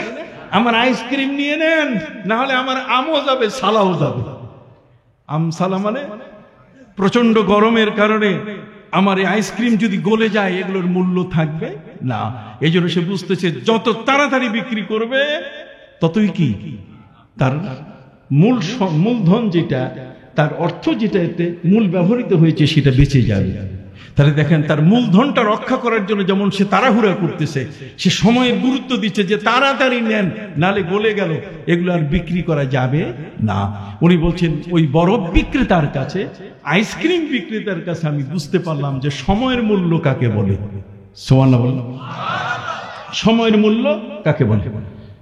দাড়িগুলো আমার পেকে গেছে, আমার দাঁতগুলো এখন আমার কথা শোনে না, আমার চক্ষু আমার কথা শোনে না, আমি এগুলো একটাও তৈরি করি নাই। কথা বলেন, এই সমস্ত আমার দেহের বডি তৈরি করেছেন কে? সুম্মা খালাকনান নুতফাতা আলাকাতান ফাখালাকনাল আলাকাতা মুদগাতান ফাখালাকনাল মুদগা فخلقنا المضغة عظاما فكسونا العظام لحما ثم أنشأناه خلقا آخر فتبارك الله أحسن الخالقين سبحان الله বলেন। আল্লাহ বলেন, বান্দারে তুমি আমারে চিনো না, তোমারে যদি খালি খোসাটা দিতাম। কতক্ষণ না, অনেক সময় দেখবেন ডেভেলপার যারা, তারা কিন্তু ওই ফ্ল্যাট সুন্দর করে আস্তর করে টোরে দরজা টরজা কোনো কিছু না লাগাইয়া এমনি খোসাটা বিক্রি করে। কি করে? যে নেয়, নিয়ে সে নিজে দরজা লাগায়, আস্তর করে, ফ্যান ঝুলায়, আল্লাহ বলছেন যদি তোমাকে আমি খালি খোসা বানাইয়ে ছাইরে দিতাম, আর তোমার লিভারটা যদি সিঙ্গাপুর থেকে আনতে হইতো, কথা বল না, তোমার হার্টটা যদি আমেরিকা থেকে আনতে হইতো, কতক্ষণ, ঠিক এমনি করে তোমার দেহের কিডনিটা যদি বামনগ্রাম ওই আর ব্যাংকক থেকে যদি আনতে হতো, তোমার চক্ষুগুলো যদি চেন্নাই থেকে আনতে হতো, শঙ্কর থেকে, কতক্ষণ না। সম্মানিত শুধু এইভাবে যদি পৃথিবীর বিভিন্ন জায়গা থেকে এই আমদানি করা, কথা বুঝতে পারছেন, এই সমস্ত অঙ্গ প্রত্যঙ্গ যদি সেট করা যাইতো, আর নাকের বাতাসটার জন্য যদি গ্যাসের সিলিন্ডারের মতো ঝুলাই দেওয়া হইতো, কতক্ষণ না। এই যে শ্বাস প্রশ্বাস নিচ্ছি, এটা নিতে যাইয়ে যদি গ্যাসের সিলিন্ডার আগুন জ্বলে না, ওইরকম একটা সিলিন্ডার যদি বগলে কি ঝুলাই দিত, তাহলে বলেন তো অবস্থা কি হইতো। কয়েকদিন পরে দেখতেন হার্টের মেশিন খারাপ হয়ে গেছে, কয়েকদিন পরে দেখবেন লিভারের মেশিন কি খারাপ হয়ে গেছে। একটা তো পাঠাইতে হবে সিঙ্গাপুর, আরেকটা পাঠাইতে হবে আমেরিকা, আরেকটা পাঠাতে হবে ব্যাংকক, আরেকটা পাঠাইতে হবে চেন্নাই। তাহলে আমাদের অঙ্গগুলো এগুলো কয়দিন টিকতো, কতক্ষণ না। আস্তে আস্তে সব আমরা নষ্ট হয়ে যেতাম কিনা। কিন্তু আল্লাহ বলছেন, বান্দা তোমাকে এমন ভাবে সৃষ্টি করেছি, তোমার দেহের প্রতিটি অঙ্গ এটা রিপ্লেসমেন্ট করার দরকার নাই। একটা চোখ গেলে আরেকটা আছে, সুবহানাল্লাহ বলেন। একটা চোখ গেলে আরেকটা কি, সামনের দাঁত গেলে মারির দাঁত আছে, গরুর গোশতই না হাড্ডি পর্যন্ত চাবাইতে পারবো। আর যদি না পারো চিন্তা নাই, আমি তোমার খাবার জন্য দুধ আর অটোমেটিক জেলি কলা তোমার জন্য দিয়ে দিছি। কলা খালি ছেলবা আর জেলির মতো খাইতে থাকবা, কতক্ষণ। জেলি যেমন খাইতে গেলে নরম জিনিস, আপনি কলা উঠাইলেই বুড়া মানুষ খাইতে যাই আর দাঁত লাগে না, কথা কি বুঝতে পারছেন? তাহলে আমার দেহের প্রতিটি অঙ্গ, আমার হাত, আমার পা, আমার প্রত্যেকটা জয়েন্ট, এর যে কোনো একটা যদি নষ্ট হয়ে যায়, তাহলে ওইভাবে আবার থাকতে হবে। এটা সোজা করার উপায় নাই। চোখটা যদি নষ্ট হয়ে যায়, তাহলে নতুন করে লাগাইলে কিচ্ছু নাই, কোনো আলো পাওয়া যাবে না। তাহলে আপনি কি আল্লাহর কোন নেয়ামতকে অস্বীকার করতে পারেন? ফাবিআইয়ি আলা'i রাব্বিকুমা তুকাজ্জিবান। আল্লাহর এমন কোন নেয়ামত আছে যে নেয়ামতটাকে আপনি অস্বীকার করতে পারেন? অতএব সম্মানিত শুধু বিনয়ের সাথে আপনাদের কাছে যে বিষয়টা আমি তুলে ধরতে চাচ্ছি, সেটা হলো এই যে আল্লাহ পাক রব্বুল আলামিন আপনাকে আমাকে তিনি বারবার বলছেন, সময়ের কসম, বুড়া কিন্তু হয়ে যাইতেছো, ঠ্যাং কিন্তু একটা কবরে যাইতেছে, কতক্ষণ না। এই যে পিছলাইয়া পিছলাইয়া যাইতেছে তুমি কবরের দিকে, কেউ তোমাকে ঠেকাতে পারবে না, তোমাকে পৃথিবীর মধ্যে কেউ রক্ষা করতে পারবে না। আল্লাহ পাক রব্বুল আলামিন বলেন, ফালাউলা ইযা বালাগাতিল হুলকুম ওয়া আনতুম হিনাইযিন তানজুরুন ওয়া নাহানু আকরাবু ইলাইহি মিনকুম ওয়ালাকিন লা তুবসিরুন। আল্লাহ বলেন, তোমার যখন মৃত্যুর সময় আসে, তোমার জীবনটা পায়ের মধ্যে নাই, পায়ের মধ্যে তোমার জীবন নাই, তোমার হাতের মধ্যে নাই, তোমার পেটের মধ্যে নাই, তোমার বুকের মধ্যে নাই, তোমার জীবনটা যখন কণ্ঠনালীতে আমি নিয়ে আসি, ফালাউলা ইযা বালাগাতিল হুলকুম। হুলকুম বুঝেন তো, কণ্ঠনালী। তোমার জীবনটাকে গুটাইয়ে যখন কণ্ঠনালীতে নিয়ে আসি, তোমার ব্রিগেডিয়ার ছেলেটা পাশে অস্ত্র নিয়ে বসে আছে, তোমার ডাক্তার এফআরসিএস ছেলেটা বসে আছে, কতক্ষণ না। ওরা চেয়ে থাকা ছাড়া কোনো উপায় নাই। আমিও আল্লাহ তার চেয়ে কাছে আসি, আমি টান দিচ্ছি, তোমার ছেলে মেয়ে কারো কোনো ক্ষমতা নাই তোমাকে রক্ষা করার, আছে। এই জন্য আল্লাহ বলছেন, ফালাউলা ইযা বালাগাতিল হুলকুম ওয়া আনতুম হিনাইযিন তানজুরুন। চোখে দেখে থাকা ছাড়া আর কোন উপায়, হাঁ করে আছে, কোন সময় পানি দিলে কোন সময় ফুস করে গেল রুহটা, বুঝেন নাই? আপনি নাই, তা আপনি নাই মানে কিছুই নাই। আপনি নাই মানে কি? কিছুই নাই। জমিনের দলিল আছে আপনারা, মানুষ কথা বলেন না, জমির দলিল আপনার এখন আছে? ওই যে বাড়িটা বানাই গেলেন 10 তলা, এদিকে আপনার আছে? ওই যে শত শত বিঘার জমিন আপনি রেখে গেলেন, এগুলি আপনার আছে? তাহলে আপনি কোথায়? এখন কি আপনি বুঝেন না? ওয়ারাআইতাল মাউতা ফাতাআমাইতা, কত লাশ কাঁধে করে কবরস্থানে নিলেন, তারপরে কি চোখের পর্দা খুলে নাই? কথা কোন? এই জন্য হযরত আলী রাদিয়াল্লাহু তাআলা বলেন, ইযা হামালতা ইলাল কুবুরি জিনাজাতান, ইযা হামালতা ইলাল কুবুরি জিনাজাতান ফালাম বিআন্নাকা বা'দাহা মাহমুলু। কারো লাশ কাঁধে করে যদি তুমি কবরস্থানে নিয়ে যাও, তাহলে তুমি দেখবে তোমার মনের মধ্যে আসা উচিত একদিন তোমাকেও আরেকজনের কাঁধে করে কবরস্থানে নেওয়া হবে। পবিত্র কুরআন মজিদে আল্লাহ বলেন, কাম তারাকু বিন জান্নাতি ওয়া উয়ুন ওয়া যুরু'in ওয়া মাকামিন কারীম ওয়া না'মাতিন কানু ফিহা ফাকিহিন। আল্লাহ বলছেন, বড় বড় ল্যান্ডলর্ড, তালুকদার, জমিদার সবগুলোকে মাটির তলে শোয়াই দিছি। ক্ষমতা কার? আবার জোরে বলেন। এই জন্য আল্লাহ বলছেন, তাবারাকাল্লাযী বিয়াদিহিল মুলকু ওয়া হুয়া আলা কুল্লি শাইইন কাদির আল্লাযী খালাকাল মাউতা ওয়াল হায়াতা লিয়াবলুয়াকুম আইয়ুকুম আহসানু আমালা ওয়া হুয়াল আজিজুল গফুর। সুবহানাল্লাহ বলেন। আল্লাহ বলছেন, প্রচন্ড ক্ষমতার অধিকারী আমি।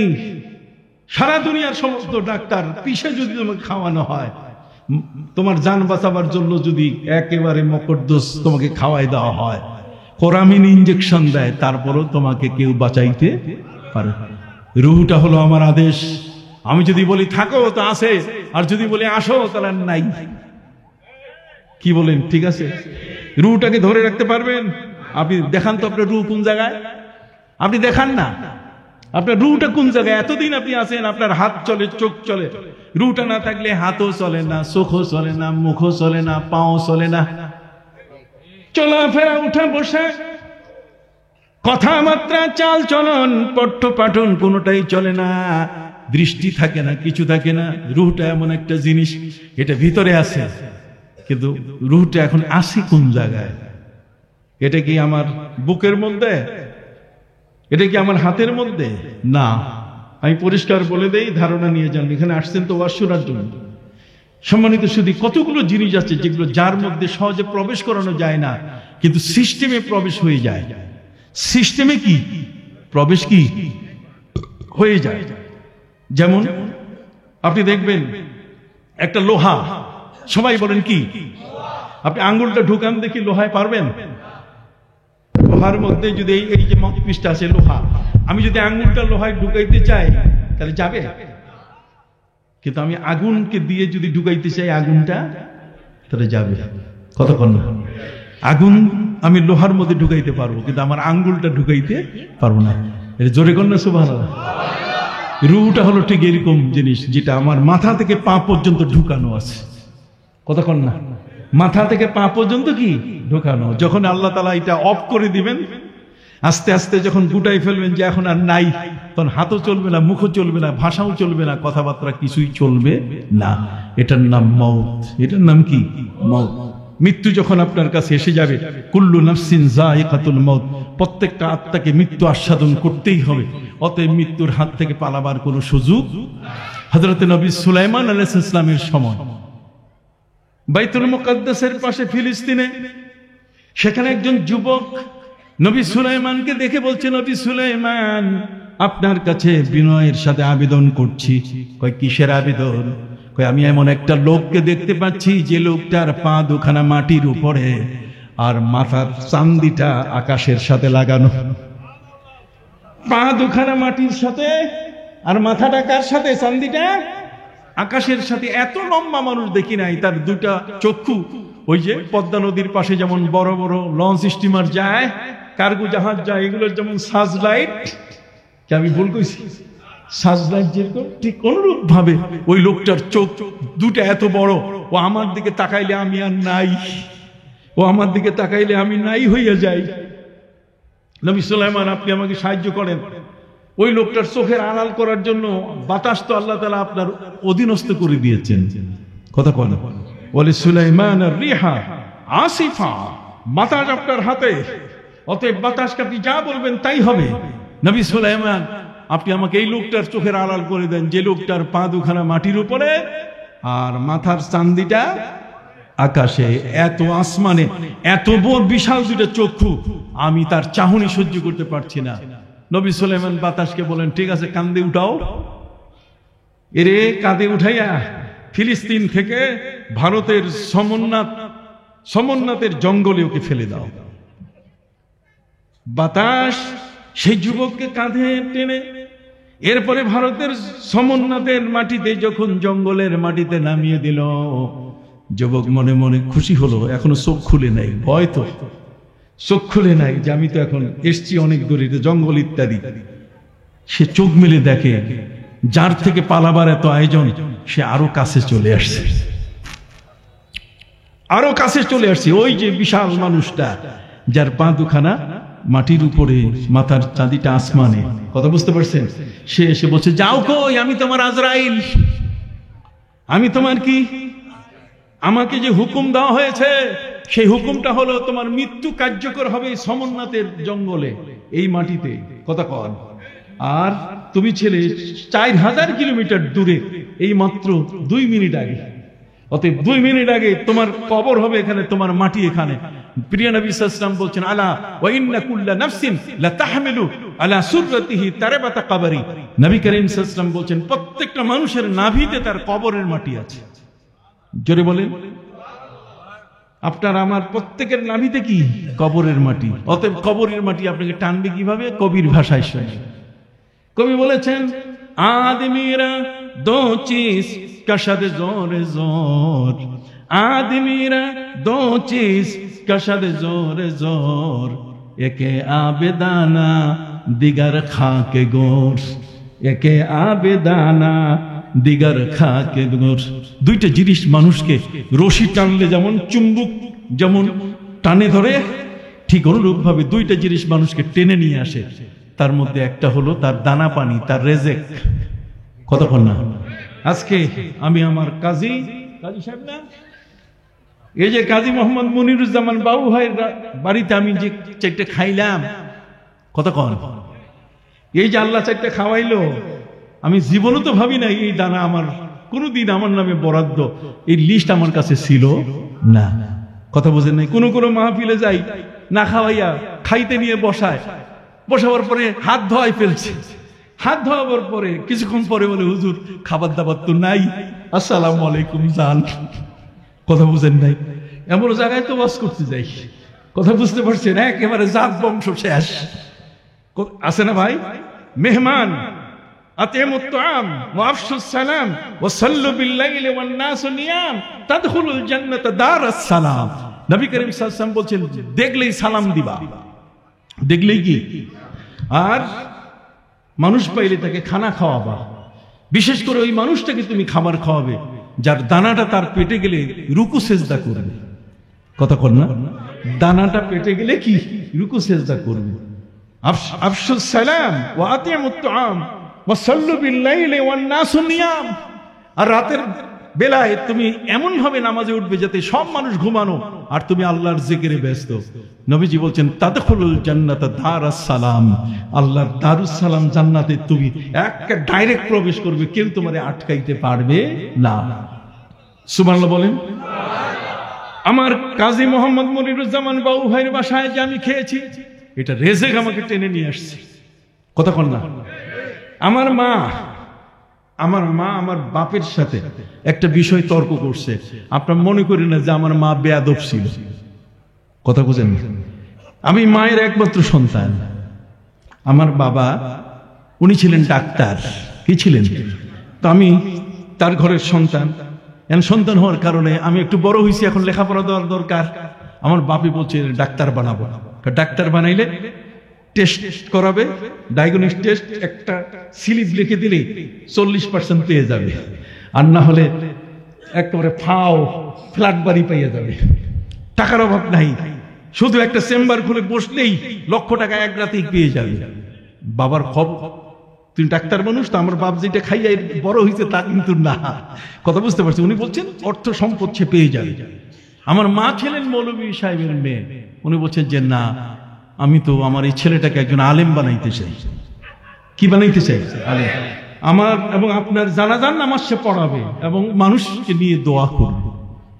বাবা বলছে যে না ডাক্তারি, মা বলছে না মৌলবী। সে মৌলবী হবে, মৌলানা হবে। আমার বাবা একদিন আমাকে স্কুলে ভর্তি করার জন্য ফুল প্যান্ট শার্ট সব কিনে নিয়ে আসছে।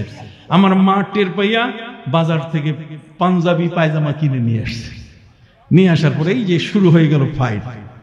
আমার মা বলছে তোমার বাপের পা ধরলাম, যেহেতু আমার স্বামী, আমি তো তার বাইরে যেতে পারি না। আমি বললাম আমার ছেলেটা এটাকে একটু আলেম হওয়ার সুযোগ করে দেন, আপনার জন্য দোয়া করবে।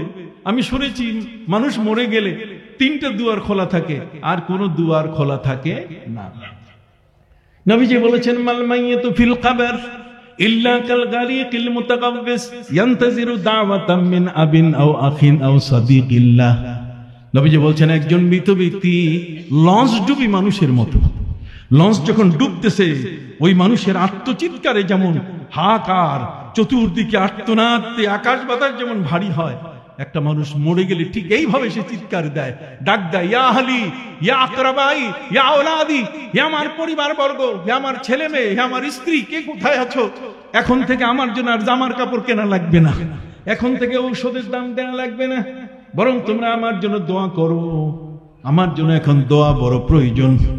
আমার মা হাদিস শুনেছেন, বাবাকে বুঝালেন মানুষ যখন মরে যায়, ইযা মাতাল ইনসান ইনকাতা আনহু আমালুহু ইল্লা মিন সালাসা, ইল্লা মিন সাদাকাতিন জারিয়া, ইল্লা মিন ইলমি ইউনতাফাউ বিহি, ইল্লা মিন ওয়ালাদিন সালিহিন ইয়াদউ লাহ। মানুষ মরে গেলে পৃথিবীর সাথে সমস্ত সম্পর্ক বিচ্ছিন্ন হয়ে যায়, বন্ধ হয়ে যায়। 3টা দরজা খোলা থাকে, 3টা লাইন খোলা থাকে। তার মধ্যে যদি সে মসজিদ মাদ্রাসা করে যায়, যেমন মসজিদ বানালেন, এই যে মসজিদ উদ্বোধন করবেন, মসজিদ বানাই গেছে, কিয়ামত পর্যন্ত যত সেজদা হবে, কিয়ামত পর্যন্ত যত ফেরেশতা এখানে আসবে, কতক্ষণ না, যতবার যে কেরাসকার হবে, তার সব আপনাদের আমলনামায় চলে আসা শুরু করবে। এর চেয়ে নির্ভেজাল ইবাদত আর হয় না মসজিদ বানানো। ওয়ান্নাল মাসাজিদা লিল্লাহ ফালা তাদউ মা আল্লাহি আহাদা। আল্লাহ বলেন ইন্নামা ইয়ামুরু মাসাজিদাল্লাহি মান আমানা বিল্লাহি ওয়াল ইয়াউমিল আখির ওয়া আকামাস সালাহ ওয়া আতাজ যাকাহ ওয়া লাম ইয়াখশা ইল্লাল্লাহ আসা উলাইকা আন ইয়াকুনু মিনাল মুহতাদিন। সুবহানাল্লাহ বলেন। আল্লাহ নিজেই মসজিদ বানাইছেন সপ্তাকাশে, বাইতুল মামুর, ফেরেশতাদের দিয়ে কাবা ঘর বানাইছেন, নবী ইব্রাহিম দিয়ে নির্মাণের ব্যবস্থা করছেন। কথা কন, বাবা ইব্রাহিম আলাইহিস সালাম আমাদের পিতা, তার সন্তান ইসমাইল আলাইহিস সালাম মিলে কাবা ঘর যখন বানালেন, তখন আল্লাহ তাআলাকে বললেন, রব্বানা তাকাব্বাল মিন্না ইন্নাকা আনতাস সামিউল আলিম। বাপ বেটা আমরা বুয়েট সুয়েট খুয়েট কোন ইঞ্জিনিয়ারিং ইউনিভার্সিটি পড়ি নাই, কিন্তু ঘর সোজা হইছে না বাঁকা হইছে? আল্লাহ তুমি যদি সার্ভের ব্যবস্থা করো তাহলে আমরা টিকবো না, যেহেতু আমরা জীবনও ঘর বাড়ি বানাই, তুমি কবুল করো। আল্লাহ বলছে কবুল শুধু করলামই না, বরং এই ঘরখানা তোমাদের নামে নামজারি করে দিলাম, রেকর্ডভুক্ত করে দিলাম। কেমন রেকর্ডভুক্ত? পবিত্র কোরআন মজিদে আল্লাহ পাক রব্বুল আলামিন বলেন, ওয়াইজ ইয়ারফাউ ইব্রাহিমুল কাওয়াইদা মিনাল বাইতি ওয়া ইসমাঈল রব্বানা তাকাব্বাল মিন্না ইন্নাকা আনতাস সামিউল আলিম। সুবহানাল্লাহ বলেন। আল্লাহ বলেন ইব্রাহিম আর ইসমাইল দুইজনে ঘরখানা বানাইছে, আল্লাহ রেকর্ড করে দিলেন, নামজারি হয়ে গেল। সাথে সাথে আল্লাহ তাআলা বলে দিয়ে দিলেন, তোমরা আমাকে কবুল করতে বলেছো, শুধু কবুল নয় বরং তোমাদের মাধ্যমে একটা ফাইল আমি খুলে ফেললাম, কিয়ামত পর্যন্ত যারা মসজিদ বানাবে এই ফাইলে তাদের নাম লেখা হবে, এই লিস্টের মধ্যে তারা চলে আসবে। সুবহানাল্লাহ বলে। অনেক কথা, কোন দিকে যাবো আর কয়টা কথা বলবো।